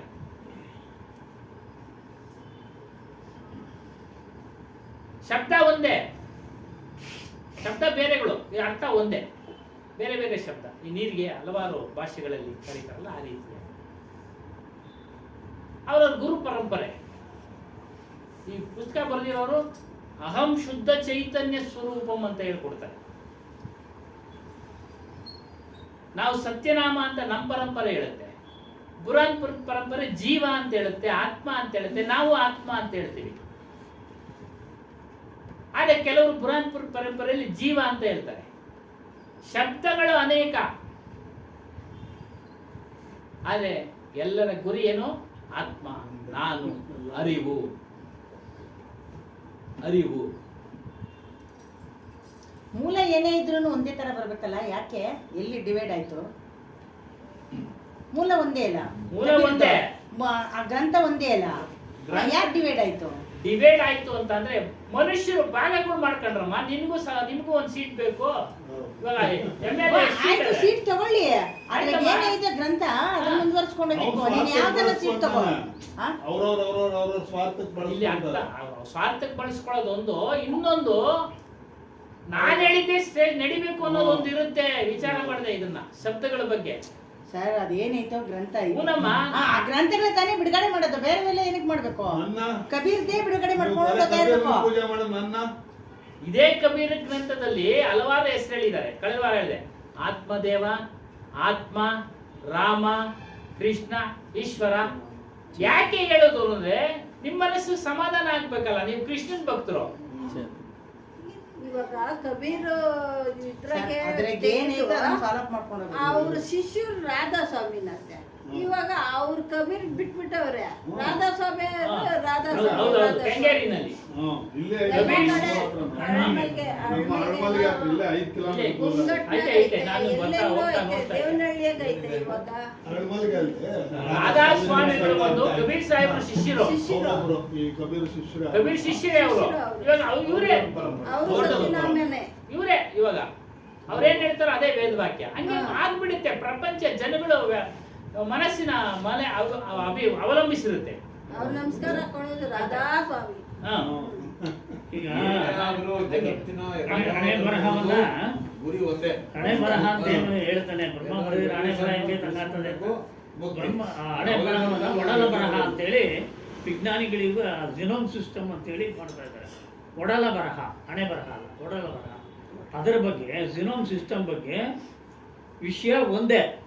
4-6 ಜನ ಸಂಶೋಧಕರು 4-6 ಆಂಗಲ್ಗಳಲ್ಲಿ ಉತ್ತರ ಕೊಡ್ತಾರೆ. ಸ್ವಲ್ಪ ಸ್ಥಳ ಮಾತ್ರ ಒಂದೇ. ಮೇಡಮ್ ಅವ್ರು ಹೇಳೋದು ಒಂದೇ ತಾಯಿ ಮಕ್ಕಳಲ್ಲಿ ಯಾಕೆ ಬೇರೆ ಬೇರೆ ಎಲ್ಲ ಇದೆಲ್ಲ ನೀವೇ ಹೇಳ್ತಾ ಇದ್ದೀರಾ ಒಂದೇ ತಾಯಿ ಮಕ್ಕಳಲ್ಲಿ ಬೇರೆ ಬೇರೆ ಗುಣಗಳು ಅಂತ. ಹಂಗೆ ಅವ್ರವ್ರ ಗುಣಕ್ಕೆ ತಕ್ಕಂಗೆ ಅವ್ರು ಹೇಳ್ಕೊಂಡಿದ್ದಾರೆ. ಗುಣಗಳು ಹೇಳಿಲ್ಲ ನಾನು, ಗುಣಗಳು ಹೇಳಿಲ್ಲ ನಾನು. ಗ್ರಂಥ ಬರ್ದಿರೋ ಗ್ರಂಥನಮ್ಮ, ಗ್ರಂಥದಲ್ಲೇ ಅಷ್ಟೇ. ಅವರವರಲ್ಲೇ ಒಡಂಬಕ್ಕೆ ಒಮ್ಮತ ಇಲ್ಲ. ನಾನು ಹೇಳ್ತಾ ಇದ್ದೀನಿ, ಆತ್ಮ ಅಂದ್ರೂ ಒಂದೇ, ಜೀವ ಅಂದ್ರೂ ಒಂದೇ, ಸತ್ಯನಾಮ ಅಂದ್ರೂ ಒಂದೇ. ಅರ್ಥ ಆಯ್ತಾ? ಪುಸ್ತಕಗಳನ್ನ ನೀವು ಅಬ್ಸರ್ವೇಷನ್ ಮಾಡ್ಬೇಕು. ಶಂಕರಾಚಾರ್ಯ ಒಂದು ವಿಚಾರ ತೆಗೆದುಕೊಳ್ತಾರೆ, ಆತ್ಮನು ಅಸಂಗ, ಅದನ್ನು ಇಲ್ಲೂ ಹೇಳ್ತಾರೆ ಪುಸ್ತಕದಲ್ಲಿ. ಅರ್ಥ ಆಯ್ತಾ? ಬೇರೆ ಬೇರೆ ಹೆಸರುಗಳನ್ನಿಟ್ರು ಅಷ್ಟೇ. ಒಂದೇ ವಿಷಯದ ಬಗ್ಗೆ 4 ಜನ ಬುಕ್ ಬರೋದು ಹೇಳಿದ್ರಲ್ಲ, 4 ಜನ ಅವರ ಅಭಿಪ್ರಾಯನ ವ್ಯಕ್ತಪಡಿಸಿದ್ದಾರೆ. ಬಸವಣ್ಣ ಅವ್ರು ಹಂಗೆ ಅಂತ ಒಬ್ರು ಬರೀತಾರೆ, ಇವ್ರು ಹಿಂಗೆ ಅಂತ ಒಬ್ರು ಬರೀತಾರೆ, ಇನ್ನೊಬ್ರು ಹಿಂಗೆ. ಹಂಗೆ ಇವಾಗ ರಾಮಾಯಣದಲ್ಲಿ ಬುಕ್ಗಳಾಗಿದ್ದಾವೆ. ತುಳಸಿ ರಾಮಾಯಣ, ಬುಕ್ಗಳಾಗಿದ್ದಾವೆ. ಅದೇ ತರ ಈ ಕಡೆ ಆದ್ರೂ ಆ ಕಡೆಯಿಂದ ಆದ್ರೂ ಬಾ, ಹಿಂಗಾದ್ರೂ ಬಾ, ಸ್ವಲ್ಪದ ಮಾತ್ರ ಅಲ್ಲೇ. ಹೋದ ಸತಿ ಹೇಳಿದ್ರಲ್ಲ ಸಮಯ ಸಾಮಾನ್ಯ ಜನಕ್ಕೂ ಅರಿವಾಗುವಂಥದ್ದು ಅಂದ್ರೆ ಅರಿವು ಅಷ್ಟೇ. ಅದೇ ವಿಚಾರ, ಅರಿವು, ಅದೇ ಪ್ರಶ್ನೆ. ಹಾಂ, ಒಂದು ಕಥೆ ಹೇಳ್ಬಿಟ್ಟು ಮುಗಿಸ್ಬಿಡ್ತೀನಿ. ಪ್ರಪಂಚ ಹಾನಿ ಲಾಭ ಪ್ರತಿಕೂಲ ಎಲ್ಲ ಮನಸ್ಸಿನಲ್ಲೇ ಉಂಟಾಗೋದು. ಶಂಕರಾಚಾರ್ಯರು ನಡೆದಂತ ಘಟನೆ ಅಂತ ಪುಸ್ತಕದಲ್ಲಿ ಹೇಳ್ತಾರೆ. ಅವರು ಕಾಲ್ನಡಿಗೆಯಲ್ಲಿ ಪ್ರವಾಸ ಮಾಡ್ತಾ ಇದ್ರು, ಆಧ್ಯಾತ್ಮ ಪ್ರವಚನ ಮಾಡಿಕೊಂಡು ತಿಳಿಸ್ಕೊಂಡು ಒಂದು ಕಡೆ ಹೋಗ್ತಾ ಇರ್ಬೇಕಾದ್ರೆ ಒಂದು ಹಳ್ಳಿನಲ್ಲಿ ಒಂದು ಹಣ್ಣಿನ ಮರ ನೋಡಿದ್ರು. ಸಣ್ಣದಾಗಿ ಹೇಳ್ತೀನಿ. ನೋಡ್ಬಿಟ್ಟು ಅವ್ರಿಗೆ ಆಸೆ ಆಯ್ತು ಹಣ್ಣುಗಳು ತಿನ್ನೋದಕ್ಕೆ. ಅವ್ರ ಮಾಲೀಕರನ್ನ ಕೇಳಿದ್ರು, ಹಣ್ಣುಗಳ ತಿನ್ನೋ ಆಸೆ ಆಗಿದೆ. ಅವ್ನ ಮಾಲೀಕ ರೈತ ಏನೊಂದು ವಿಚಾರ ಮಾಡದೆ ಹಣ್ಣುಗಳು ಕೊಟ್ಟ. ಹಾಗೆಲ್ಲ ಹಿಂದೆ ಇತ್ತು, ಕೇಳಿದವ್ರಿಗೆ ಕೊಡೋ ಒಂದು ಪದ್ಧತಿ ಇತ್ತು. ಈಗೆಲ್ಲ ಬಿಡಿ, ವಿಚಾರ ಬದಲಾವಣೆ ಆಗಿದೆ, ಇರಲಿ ಆ ಕಡೆ. ಕೊಟ್ಟ, ಆಮೇಲೆ ಕೇಳೋ, ತಿಂದಾದ್ಮೇಲೆ ಎಲ್ಲ ಸಮಾಧಾನ. ಯಾರು ನೀವು? ಶಂಕರಾಚಾರ್ಯ. ಓಹೋ, ಶಂಕರಾಚಾರ್ಯ, ನನ್ನ ಹೆಸರು ಕೇಳಿದ್ದೀನಿ, ನಿಮ್ಮನ್ನು ನೋಡಿ ತುಂಬಾ ಸಂತೋಷ ಆಗೋಯ್ತು ಸ್ವಾಮಿ, ಸಂತೋಷ ಆಗೋಯ್ತು. ನೀವು ಬಹಳ ದೊಡ್ಡ ಜ್ಞಾನಿಗಳು ಅಂತ ಕೇಳ್ಪಟ್ಟಿದ್ದೀನಿ. ನನಗೆ ತಕ್ಷಣ ಜ್ಞಾನೋದಯ ಆಗೋಂಗೆ ಮಾಡಿ. ತಕ್ಷಣ ನನಗೆ ಜ್ಞಾನೋದಯ ಆಗ್ಬೇಕು. ಅವ್ರಿಗೆ ಆಶ್ಚರ್ಯ, ಏನಪ್ಪ ಏನೇನೋ ಸಾಧನೆಗಳು ಹೇಳ್ತಾ ಇದ್ದೀವಿ ನಾವು, ವೈರಾಗ್ಯ, ಮನಸ್ಸು ಹಿಡಿಬೇಕು ಎಲ್ಲ ಹೇಳ್ತಾ ಇದ್ದೀವಿ, ಇವನ್ ತಕ್ಷಣ ಆಗುವಂತ ಏನು ನಾನು ಹೇಳೋದು ಅವ್ರಿಗೆ ಅಂತ ಅವ್ರಿಗೆ ಶಾಕ್ ಆಗೋದು. ಅದು ಜ್ಞಾನಿಗಳಲ್ವಾ, ಯೋಚನೆ ಮಾಡಿದ್ರು. ಯೋಚನೆ ಮಾಡಿ ಹೇಳ್ತಾರೆ, ಹಗಲು ಅಂತ ಹೆಂಗ್ ಗೊತ್ತಾಗ್ತಾ ಇದೆ ನಿಮಗೆ? ಹಗಲು ಯಾವ ರೀತಿ ಗೊತ್ತಾಗ್ತಾ ಇದೆ? ಸೂರ್ಯನ ಬೆಳಕಿನಿಂದ ಹಗಲು ಗೊತ್ತಾಗ್ತಾ ಇದೆ. ರಾತ್ರಿ ಹೆಂಗೆ ಗೊತ್ತಾಗ್ತಾ ಇದೆ? ಚಂದ್ರನ ಬೆಳಕಿನಿಂದ, ಕತ್ತಲಿನಿಂದ ಗೊತ್ತಾಗ್ತಾ ಇದೆ. ಇದು ನಿನಗೆ ಹೇಗೆ ಗೊತ್ತಾಯ್ತು? ನನ್ನ ಮನಸ್ಸಿನಿಂದ ಗೊತ್ತಾಯ್ತು ಸ್ವಾಮಿ. ಮನಸ್ಸು ಐತೆ ಅಂತ ಏನು ಹೇಗೆ ಗೊತ್ತಾಯ್ತು? ಬುದ್ಧಿಯಿಂದ ಗೊತ್ತಾಯ್ತು ಸ್ವಾಮಿ. ಬುದ್ಧಿ ಐತೆ ಅಂತ ಹೇಗೆ ಗೊತ್ತಾಯ್ತು? ನನ್ನ ಪ್ರಜ್ಞೆಯಿಂದ ಸ್ವಾಮಿ. ಉತ್ತರ ಕೊಟ್ಬಿಡ. ನೋಡ, ಅದೇ ನೀನು, ಆ ಪ್ರಜ್ಞೆನೇ ನೀನು. ಅಂದ್ರೆ ಅರಿವು, ಅರಿವೇ ನಾನು, ಅರಿವೇ ನಾನು. ಆತ್ಮ ಸಂಸ್ಕೃತ ಪದ, ನಾನು ಕನ್ನಡ ಪದ, ಅರಿವು ಕನ್ನಡ ಪದ. ಅರಿವೇ, ಆ ಅರಿವೇ ನೀನಪ್ಪ. ಇದೇ ಜ್ಞಾನ. ಇದನ್ನು ಕುಂತು ಚಿಂತನೆ ಮಾಡು, ನಿನ್ನ ಜ್ಞಾನೋದಯ ಆಗುತ್ತೆ. ಸಣ್ಣದಾಗಿ ಹೇಳ್ಬಿಡು.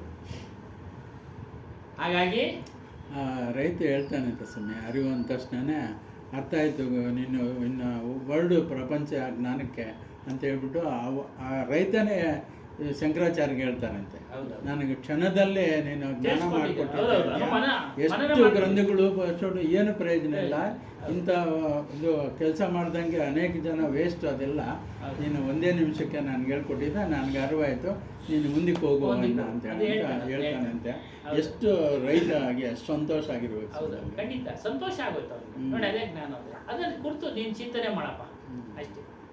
ಸಮಾಧಾನ ಆಯ್ತು, ಅವನು ಕಳಿಸ್ಕೊಟ್ಟ. ಯಾರೋ ದೇವರು ಅನ್ಕೊಂಡಿದ್ದ, ನನ್ನಲ್ಲಿ ನಾನೇ ಇದ್ದೀನಿ ಅನ್ಕೊಂಡು ಅವನಿಗೆ ಅರಿವಾಯ್ತು. ಸರಿ ಅಷ್ಟೇ, ಇನ್ನೇನಿಗೆ ನಾನು ಅಂದ್ಬಿಟ್ಟು ಇದಾಯ್ತು ನೋಡಿ. ಸೂಕ್ಷ್ಮದಲ್ಲಿ ಎಷ್ಟು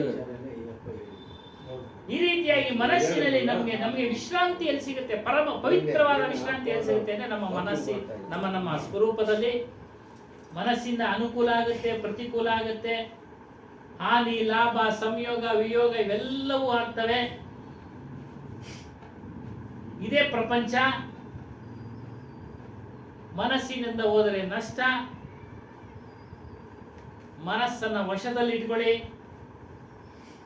ಆ ಮನಸ್ಸಿನ ಬುದ್ಧಿಯ ಮೂಲಕ, ಮನಸ್ಸಿನ ಮೂಲಕ ಕೇಂದ್ರ ಸ್ಥಾನವಾದ ಅರಿವಿನ ಜ್ಞಾನವನ್ನ ಬೆಳೆಸ್ಕೊಳ್ಳಿ.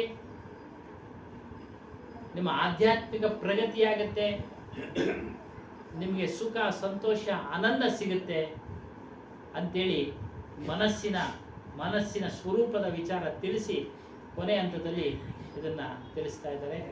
ಹಾಗಾಗಿ ನಾವೆಲ್ಲರೂ ನಮ್ಮ ಮನಸ್ಸನ್ನ ಇಂದಿನಿಂದಲೇ ಕಟ್ಟಿ ಹಾಕಲು ಪ್ರಯತ್ನ ಪಡೋಣ. ಪ್ರಯತ್ನದಲ್ಲಿ ಯಶಸ್ಸು ಇದೆ ಅಲ್ವಾ ಸ್ವಾಮಿ? ಪ್ರಶ್ನೆ ಇಲ್ವಾ? ಪ್ರಯತ್ನದಲ್ಲಿ ಯಶಸ್ಸು ಇದೆ ಅಲ್ವಾ ಸ್ವಾಮಿ? ಇದೆ. ಹಾ, ಯಶಸ್ಸು ಇದೆ. ಹಾಗಾಗಿ ಏನಾದ್ರು ಕೇಳೋದಿದ್ರೆ ಕೇಳಿ ಸ್ವಾಮಿ. ಮಂಗಳಮ್ಮಕ್ಕವರು ಯಾಕೆ ಒಂದೇ ತರನೇ ಬರೀಬಾರ್ದ ಎಲ್ಲ? ಉತ್ತರ ಹೇಳಿದ್ರು ಅವ್ರವ್ರ ಅಭಿಪ್ರಾಯ. ಆಮೇಲೆ ಬೆಂಗಳೂರಿಗೆ ಎಷ್ಟು ದಾರಿಗಳಿವೆ, ಆದ್ರೆ ಬೆಂಗಳೂರಿಗೆ ಒಂದೇ ತಾನೆ ಸೇರೋದು. ಯಾವ ದಾರಿ ಒಳಗೋದ್ರು ಬೆಂಗಳೂರು ಸೇರ್ಲೇಬೇಕು. ಬೆಂಗಳೂರೇ ಮುಖ್ಯ. ಅವರು ಸ್ವಾಮಿ ಅವ್ರು ಅಷ್ಟೇ